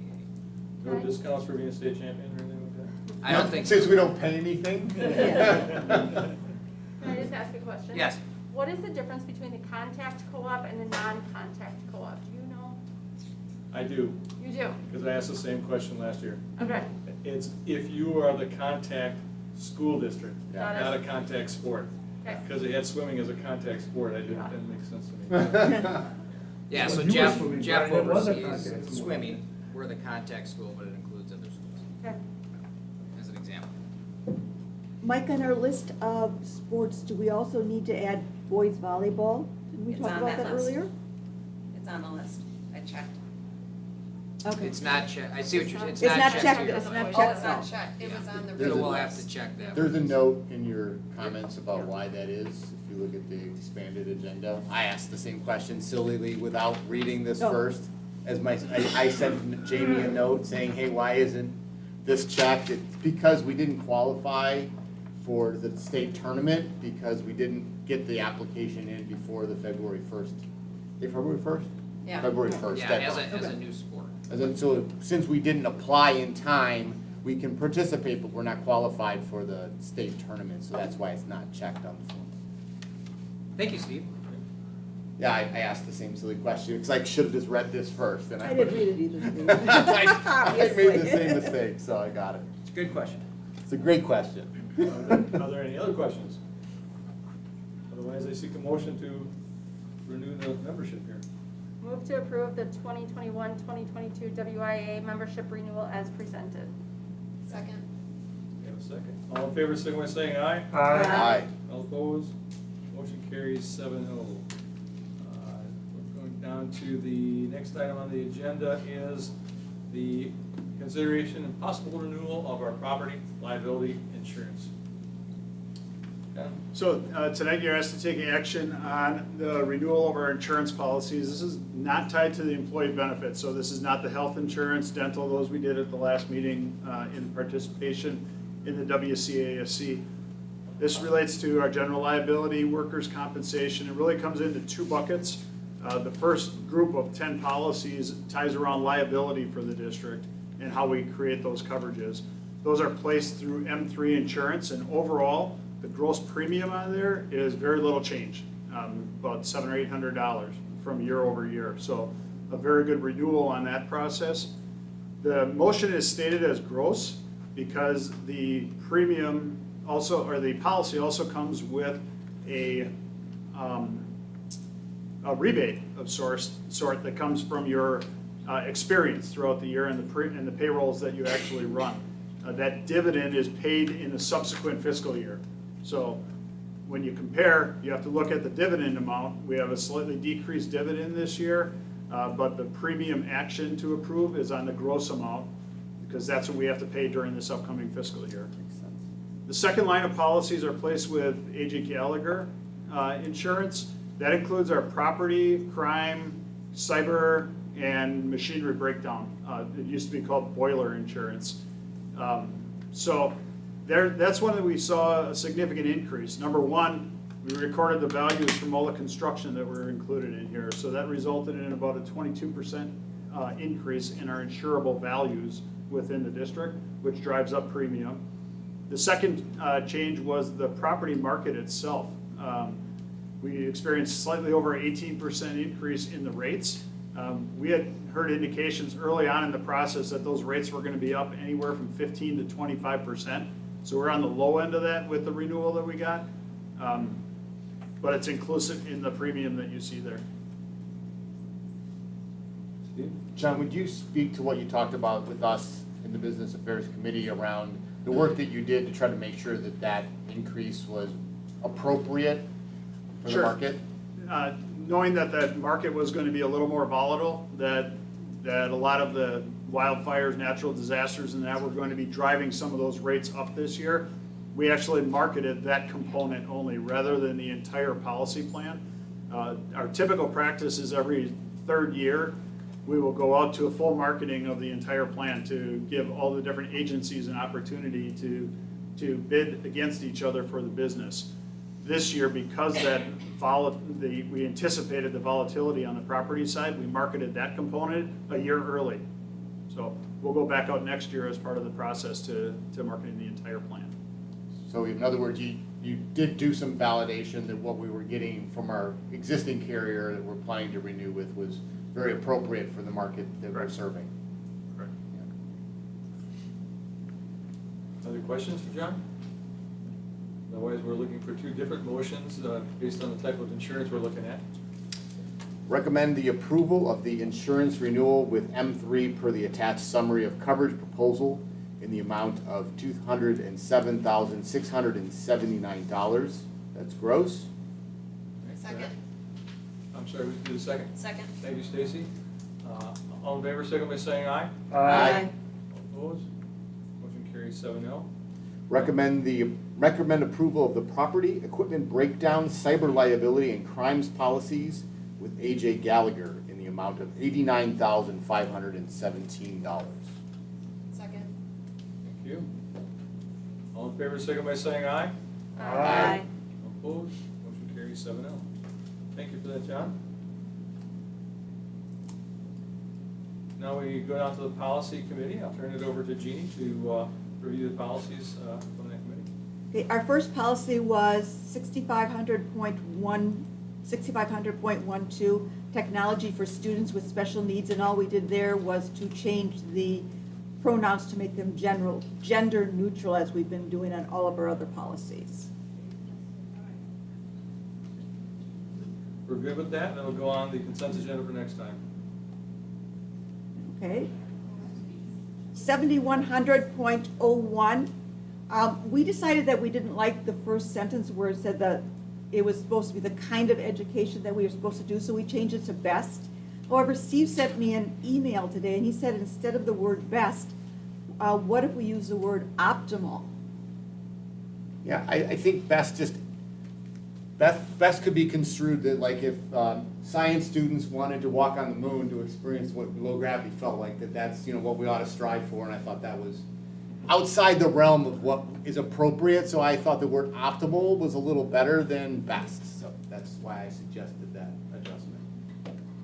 I'm not going to get totally hung up on the language, but I just thought it was a better adjective personally. Any opinions? I like it. I like it. Okay, so we can make the change with optimal. Are you okay with that? I'm Ann? fine. Larry? You prefer excellence, but. I would prefer excellence at all times. All right, well then, with that change, then it'll be in the consent agenda for next time. Okay, then we have 7200.02, which is on policy implementation, and again, we just changed the pronouns to make them gender neutral. Everybody good? Be consent agenda for next time then. 7300.02, Board of Education member expense reimbursement. We changed it, the sentence, to make sure that you were only going to get reimbursed for an organization you belong to that was under the auspices of the board. So it couldn't be the Association of Elementary School Teachers. That really wouldn't be our business. But then Steve also sent me an email on that one, and he was concerned that it might be misunderstood to imply that board members should not participate in any outside organization memberships that isn't related, such as Kiwanis or Booster Club, anything like that. But so Steve, your suggestion was? Yeah, because the way it says now, it says board members shall limit organizational membership to organizations directly to their role as a member of the board. So that means that I couldn't participate. If I read that just standalone by itself, that means I can't be a member of Kiwanis, I can't be a member of my church, I can't be a member of other things. Because it says, we shall limit our organizational memberships to organizations directly related to my member of the board, my role as a member of the board. The overarching thing is that school I paying know. for the expense of that. I know, Yeah. I know, So- but I thought maybe just a little clarification would be helpful. Was there a recommended? His recommendation was we start that sentence with, for reimbursability. For reimbursability. Yeah, Reimbursability. that makes sense. I'm paying for your Kiwanis school. Thanks, Larry. I just thought it would be a little more clear, that's all. I mean, it is in the title, but it would make it more clear. Ann, you good with that? Yes. Okay, Larry? Okay. Jeannie, you're good? I'm good. Okay. That change will be made, it'll be in the consent agenda for next time. Thank you for your understanding. I want to thank you for reading them so carefully and giving us suggestions. That's all of them, isn't it? That's all of them. Okay. Now to personnel issues. We've got one resignation to act upon. Correct. Get there.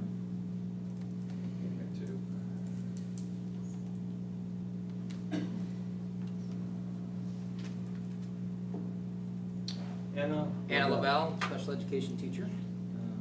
Seek your approval of we have her letter of her resignation. Move to approve the resignation of Anna Lavelle. Second. First, motion and second, all in favor, signal by saying aye. Aye. All opposed? Motion carries 7-0. Employments, we've got 3 employments to act upon. Any color you want to add to these employments?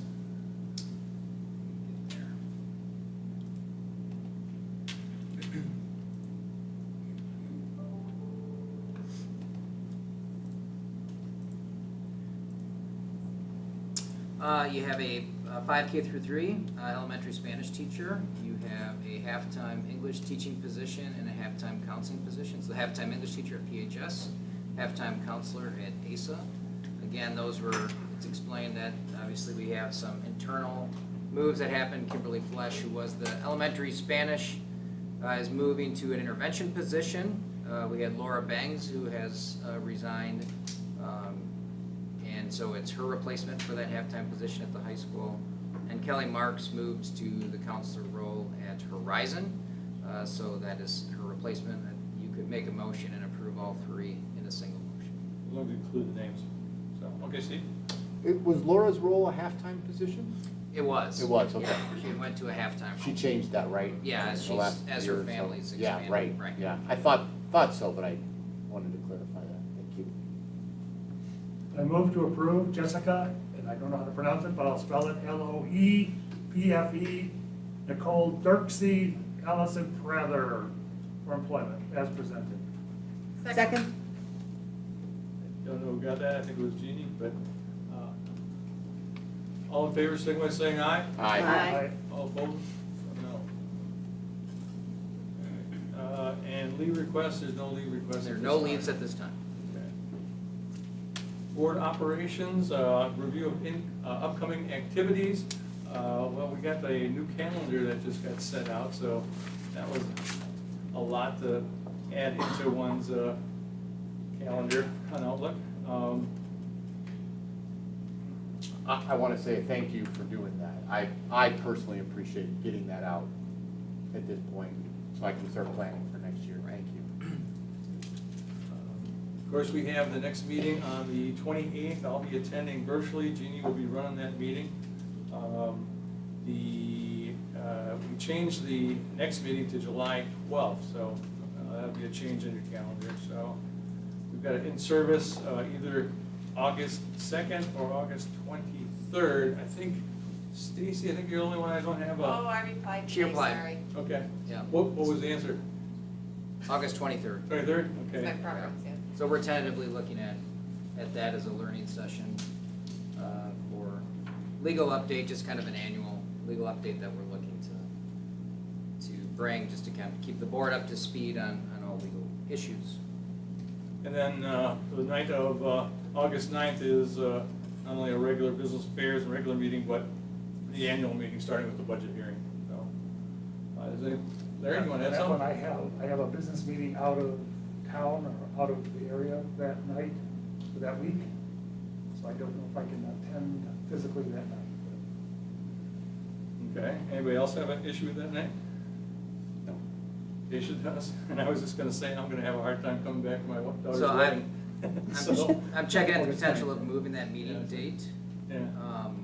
But because it's the annual meeting and it was set at the last annual meeting, I'm conferring with our attorney to see if that's something that the board can just take action to move, since it was approved at the annual meeting last year. So that might not be as simple as just picking a new date. So. But it's only if we don't have a quorum, or what's the? It would be a trouble if we didn't have at least 4 people there. Correct. So I'm getting some legal advice on the ability to move that date. I will do my best effort to get there in time. Anybody else have any things coming up, anything at WASB that should get mentioned? Well, there's a program in July, a leadership, the WSB leadership session Right. in Green Bay. Do we have anybody signed up for that? I plan on going to it, yes. Okay. All right. Legislative advocacy is the next item. Anybody have anything they want to share? John, you usually have the inside track on a lot of things. The biggest news came out this afternoon is really the Joint Finance Committee is scheduling Thursday as a date where they wanted to close business and come up with the final recommendation. So anticipate Thursday there'll be some action that comes out that gets then sent to the governor. And that includes all the ESSER funds? Correct. Okay. The discretionary component. Yeah. But is that the total budget or just the K-12 budget?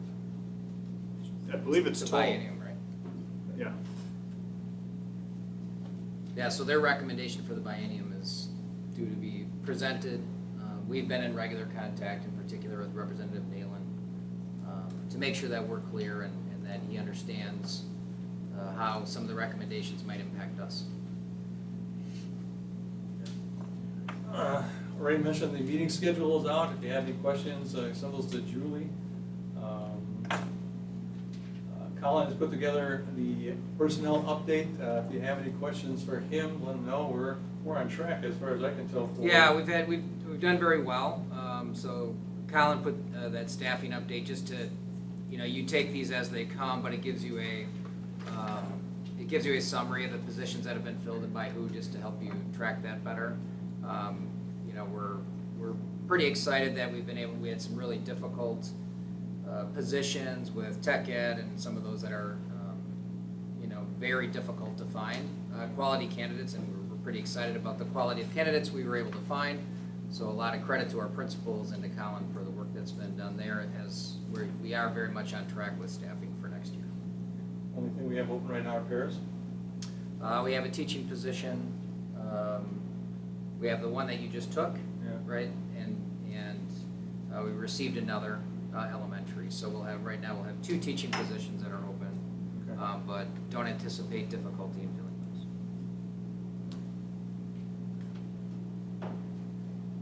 those. Next item on the agenda, I think we could thank Steve for getting this one on, was publication materials from the board. Right now, we have put our minutes not only in the Waukesha Freeman, but they're not posted on our website. Board docs now have cover sheets to explain what the agenda items are, and board packs will be, some level of information will be available from our board packs. Certainly not any of the personnel or confidential issues will be on. Yeah, so this just, we've had a lot of feedback from community on transparency, and we wanted to be responsive to that. We've done things the same way for a long time, and so I acknowledge the board, your willingness and your responsiveness. So this is just really summarizing the things that we've done. The minutes that have always been published in the Waukesha Freeman are now archived and available, have been for a week or 2 here on the website. The agendas and board packets are accessible in board docs. We published substantial information related to your board packets for this meeting. Obviously, we're live streaming the meeting as well. Those are suggestions that came from the community. And those live stream meetings will be archived and available to be viewed at any time. So those are just some items in your packet, just to kind of summarize the pieces that we've put in place that you approved, agreed to do moving forward. So that was just there to summarize that for you. The comments from citizens? Will be included in the notes? Yeah, just that note from Julie that the documents that are being submitted, the notes will be scanned, and those will be included in those archived materials from the meeting as well. Any comments or questions? So, Mike, this is a very quick question for you. This is Larry. What's that? This is Larry. Yeah, we know who you are. Yeah, well, video. The question that I have is relative to the material that's out there and available. Have you provided any direct communication to parents, community, citizens, how to access it, or little tip sheets as to what to do, to link out to it or anything? So yeah, we sent a letter out last week that notified parents that would be available on the website with the link, and so that's been publicized and is available. So have you gotten any queries or any questions from any members of the community that could not find it or locate it? I have not. Do you know, is there a push to get rid of the publications in the newspapers, because currently we pay about $6,800 a year to publish everything already. Do you know of anything coming forward to get rid of that charge?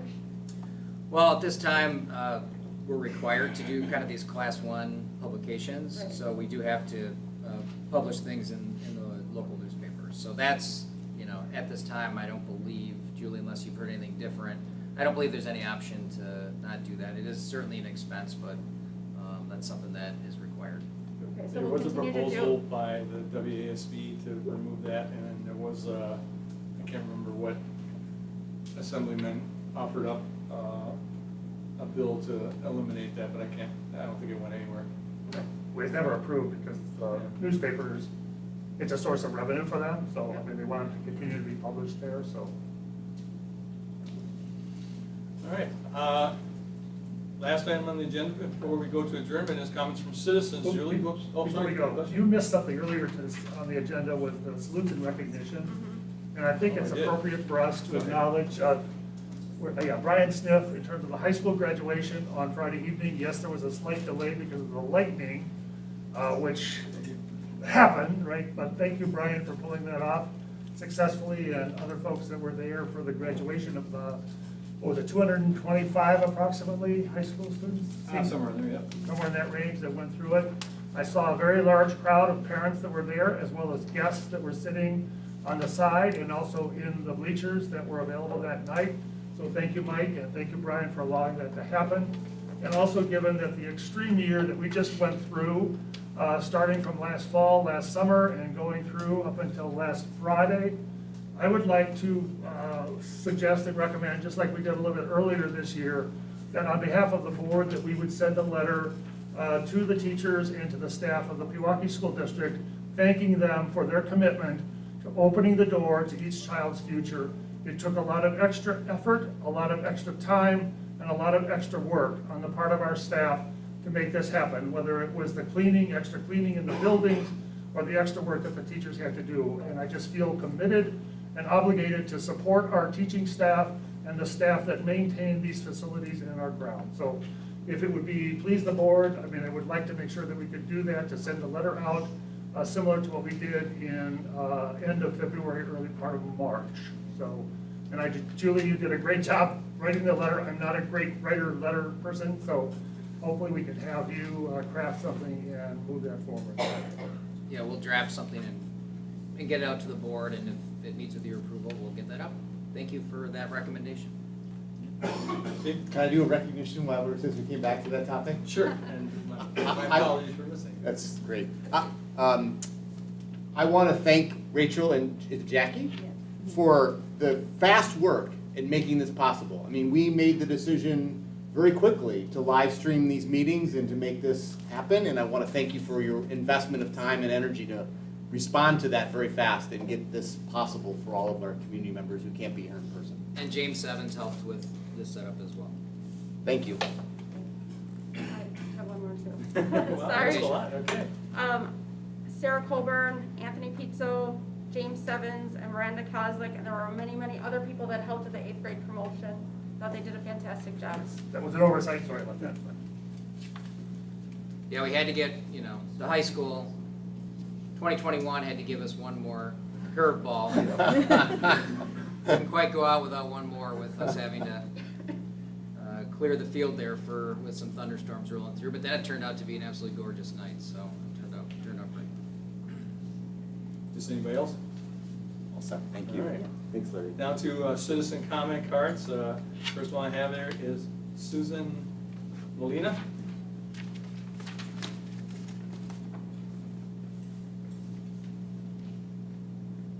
Welcome, Susan. Suzanne, sorry. Suzanne Molina, 1023 Circle. I just want to talk about the technology that you had said for the history classes, that you were happy that you were going to get technology, everything on computers. I have 2 kids. One worked swimmingly with technology. The other one really struggled a lot. 9th grade, she bombed disastrously. And and I worked with Mrs. Lewick, the counselor, who is amazing. We figured out that she doesn't work well with technology. She needs written material. She needs handbooks. Mrs. Lewick was the only one who got through to the teachers to help her get the materials she needed, because when she went to the teachers, she constantly received like negative pushback, like, oh, you know, you can do that tomorrow, or they weren't helpful. And some of the teachers were like, you can print out your materials at home. I find that appalling. I think a teacher needs to be able to give the student every resource possible. They should make the materials available. They should have printouts. They should realize that every student is diverse. If you're going to talk about diversity and inclusion, you need to understand that students learn differently. Not everybody is in technology. And secondly, I was extremely alarmed by your he, she, they comment. Where was that said to any of us? And I'm going to tell you right now, my daughter will not ever, she will, if you ask her that question, she's going to tell you her name. That's it. I am not going to allow that at all. And I'm appalled that you even brought this up, and where was this conversation that you had this change? You should have talked about it at a meeting and had a vote. Not just changing policies without talking to the parents. Right, that's right. That's right. That's right.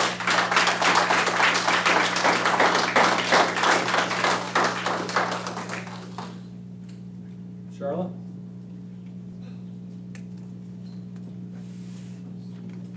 Hello, Charlotte. Katie, what's up? Okay, so I kind of have a dumb question. So I was looking at the WIAA membership agreement. Cheer's not on there. The cheer is not a WIAA sport. Okay, but our coach actually refers to cheer for WIAA like rules and like stuff like that. So like for instance, the girls start practice outside in like by the parking lot. I guess you would call it, I don't know what to call it. July 12th, I think it is. And we were told that they had to wear masks. Because that was WIAA rules. Oh, you talking about last summer? No, this coming July 12th. I don't know where that's come from. Honestly, I don't know where So that's come from. that was a question that I don't know if. That came from who? The coach? Yep, from Heather Martinson. And that was during our Zoom parent meeting. And she specifically said that the WIAA required masks, and it didn't matter whether you. I don't think that's accurate. I don't think that's accurate from the coach. So we'll clarify for you, Charlotte, because I don't think that. I mean, because I was just concerned. Right, because I mean, baseball's WIAA and they're playing without masks outside, so I don't know why. Correct, and that's why I was kind of Right. curious. Like, I don't know if it's because I mean the girls are jumping on top of each other. Or, Yeah. You know. So I'll ask Jeff and I'll make sure that he gets right back to you. That would be news to me. So. Okay, cool. Thanks. Yep. Jennifer Murphy.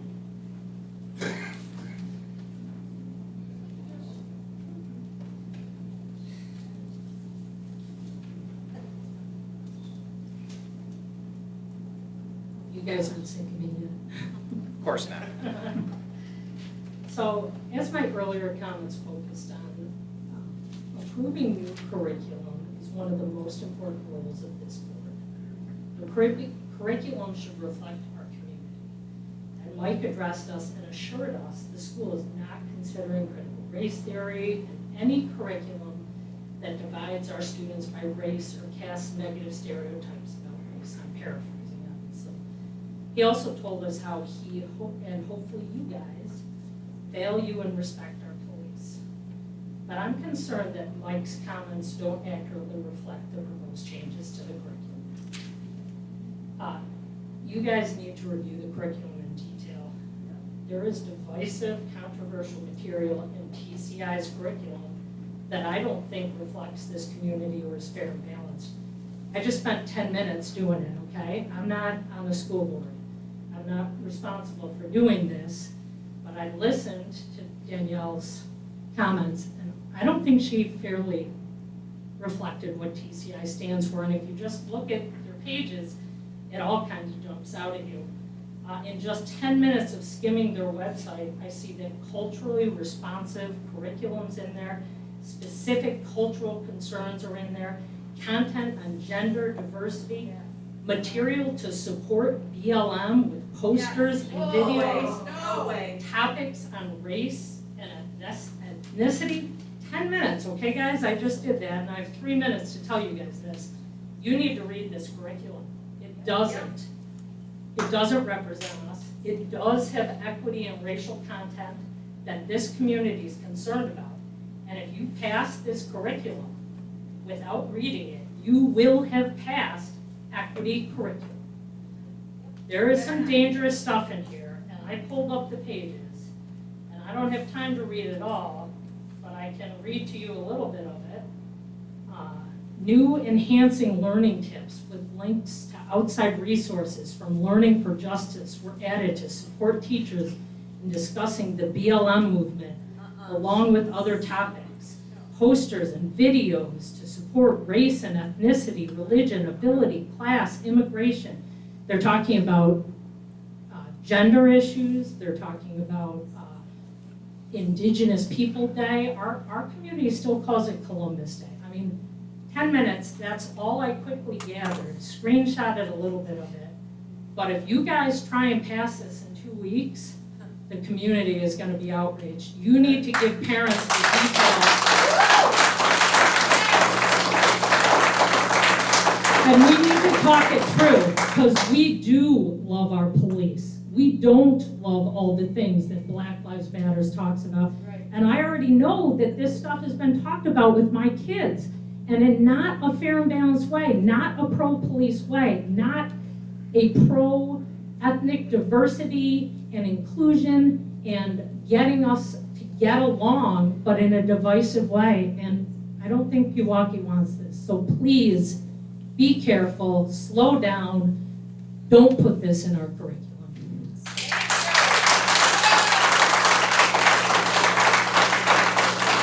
Next up is Pewaukee. So Jennifer, if I could just respond a little bit to that. So just a couple of things. Not all of TCI's curriculum is being proposed for adoption. We are able to pick and choose the units that match the state standards. Black Lives Matter is not anywhere in our curriculum. A lot of what, I'm not 100% sure of which pages you looked at, but I do know that TCI's most updated curriculum is their middle school history curriculum. We do not use TCI for the middle school history curriculum. We use it for the ancient civilizations in 6th grade. But any primary resource that we have, we still pick and choose the pieces of it, and that it has to match our state standards. And so I will echo the same things that Mike said, and that those more divisive topics are not the pieces that we adopt and that we use in our curriculum and stuff. But again, the curriculum reports will be available for all to access starting tomorrow, and I would welcome any community member that has questions once you've had a chance to review it. I'm happy to sit and meet with anybody to talk through what it is exactly that it looks like. And I can, I would be glad to show you, the pieces of TCI that we do use. I would appreciate that. I will be looking at the curriculum. Absolutely. But, I'm not going to be able to review it all. And what I see is that TCI is very interactive, tons of materials online. So I'm concerned, how do we keep those teachers from covering that? And if you go to TCI's website, you see, this was the stuff that jumped out right away. It wasn't any of the other stuff you mentioned. This is what they focus on. This is what they're most proud of. So it concerns me, and I just wonder, is TCI the right resource? And are we too far down that path that we have to use TCI? Because big warning signs went off for me, because that is what they're focusing on their website as their primary goals. And I just think that that's not representative of what the community wants. And I don't think, unless we are knocking it out of the park on more important things that matter, like math and science and reading and writing, I don't think we should be wasting a ton of time on this content right now. So, but I welcome the opportunity to chat with you about it further, and I hope all the folks on this board take that opportunity too, because you guys should know what you're approving. And as I said earlier, I also think it's really important that there's two issues where this stuff gets in the school. And one is approved curriculum, where you guys have this role, this important role. And the second way is by teachers imposing their views on our kids. That isn't in the curriculum. And Mr. Yuskis is phenomenal. Love Mr. Yuskis. Love him in the community, love him as a teacher. And I believe what he said to you guys about he wants the kids at the end of the year to not know where he stands. He does that, but he's in the minority. I talked to a couple other faculty and they laughed when I talked to them about that. And my kids know exactly where most of their teachers stand. So I love what he said. And when I said we need a policy, I would love someone on this board, Stacy, maybe you, Steve, you've reached out to the community well, maybe work with Mike Katie on it. I will happily be involved. Love Mr. Yuskis to be involved, because what he said is what our teachers should be doing. Not jamming their ideologies down our kids' throats, but helping them think and reach the conclusion. So thank you for hearing what I Yes, said. please reach out to me once you're prepared. Thank you. Stan?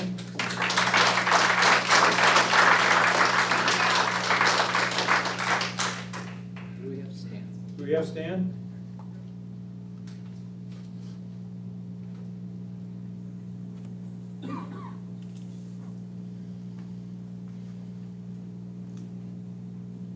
Good evening. I'm Stan Sakolowski. I have 3 children in the district. We moved from Kenosha. We all know what happened last year in Kenosha. So I have a really bit of a passion when it comes to critical race theory or any version there of it. And I know we've talked about the fact that that's not happening, but there's a couple things that were a little bit alarming tonight.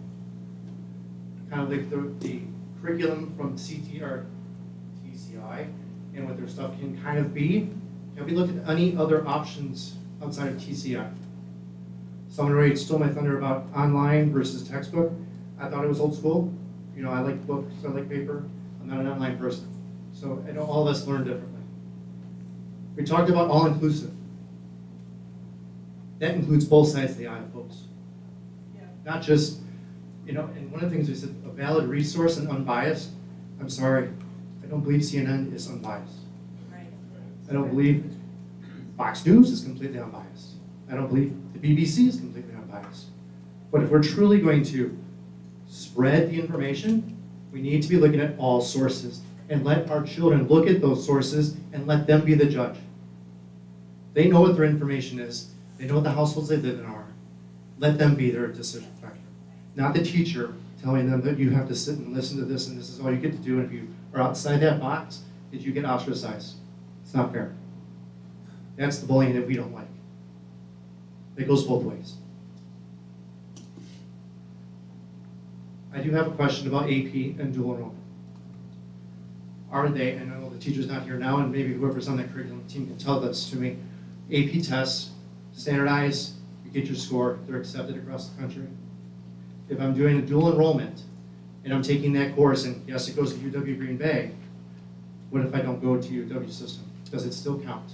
It does, so I can quickly answer that. So the only dual enrollment courses that we have accepted are ones that we know transferred very well to all systems outside of it. We've had it now for a few years in a variety of subject areas. And short of a very specific private university, that might be somewhere where they might have challenges, but they would also probably not likely accept AP scores, right? There's a lot of universities that also don't accept AP scores, right? It is a business for them as well. So yes, and in fact, that's why we did not suggest switching AP World History. That's one that doesn't transfer. as well. And so when we looked into that, we decided to keep AP World History, even though we've switched US history. So yes, we're very mindful of that, and our counselors check broadly in order to make sure that kids aren't running into issues with that. But we continue to monitor. If we were to see that that would be an issue, we would revise that and reconsider. Excellent, thank you. Yep. And just lastly, if there was any other consideration for anyone besides TCI, I'd be interested in that research and what you guys have found out and why we chose to go on this path versus another, because I'd like to at least have options. Thank you, folks. Thank you, sir. Stan, can I just tell you, my daughter is at a private university, and she had one course that did not transfer equally. It was general credits. So she started with between a first and a second semester sophomore, and most of her classes were the dual enrollment. So it did work, except for one was general versus. It's a little complicated, you know. That's all. It's all little. Thank you, Stan. All right, Gino?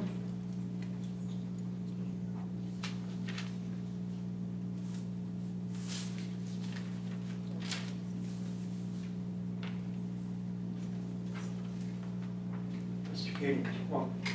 Sure.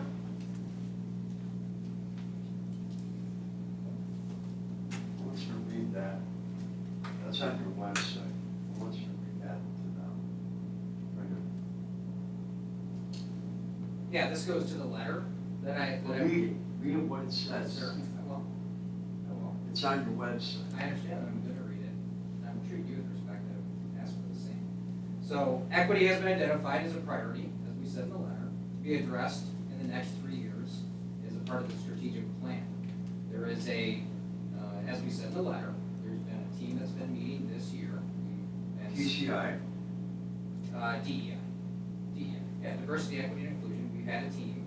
So we have been studying issues related to equity and inclusion, because as I said, when you spoke earlier and I responded, that we really have 2 goals. When we talk about equity, it's what I said, that we want every child, yours, mine, everybody's, to feel safe, respected, dignified for who they are. And we've had many people approach us that are concerned that that needs to be improved here as well.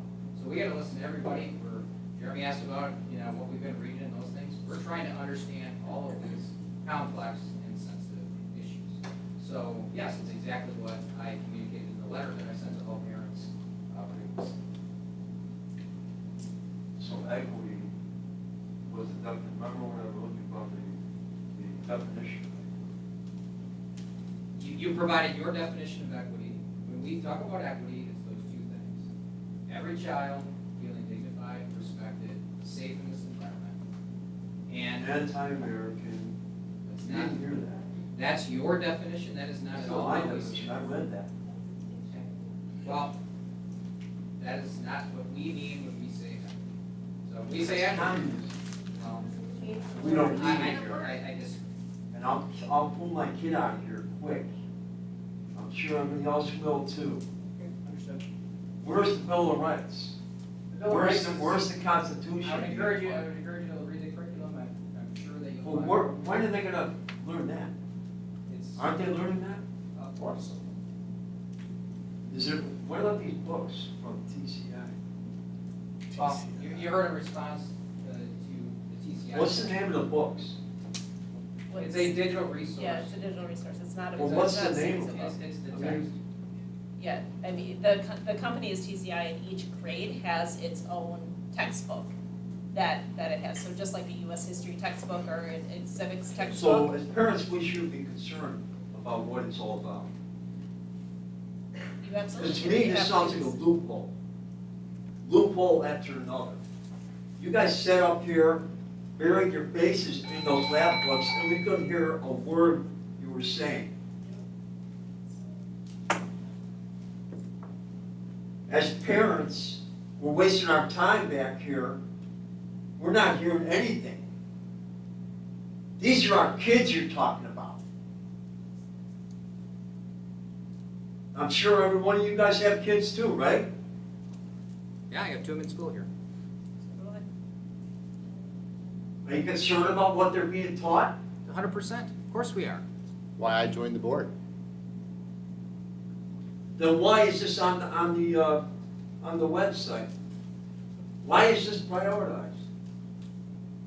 Well, I mean, we cannot necessarily have a dialogue with you here. You I need to understand that, but sir. we deserve a dialogue. We understand that too, but I mean, we have presented materials. You This have a is going chance after one after another. Every school has been going through this. And I'll be damned if this is gonna go through this school. What is going through the school that is concerning you, sir? CRT. It's not It's just happening another here. freaking That's word enough, for it. that's enough. That's enough. Thank you for your comments. It's not happening in Pewaukee. Larry, Okay. relax. I wanna hear it. I wanna be notarized. Because I don't trust you. I'm sorry, but I don't trust you. Understood. Thank you for your comments. Thank you for your comments. Next speaker. I don't have a next speaker. Okay. A lot of cards. You'd have to submit a card, Julia. Next item on the agenda is a motion for adjournment. Do I hear one? So Move to adjourn. Second. Yes, second. All in favor, signal by saying aye.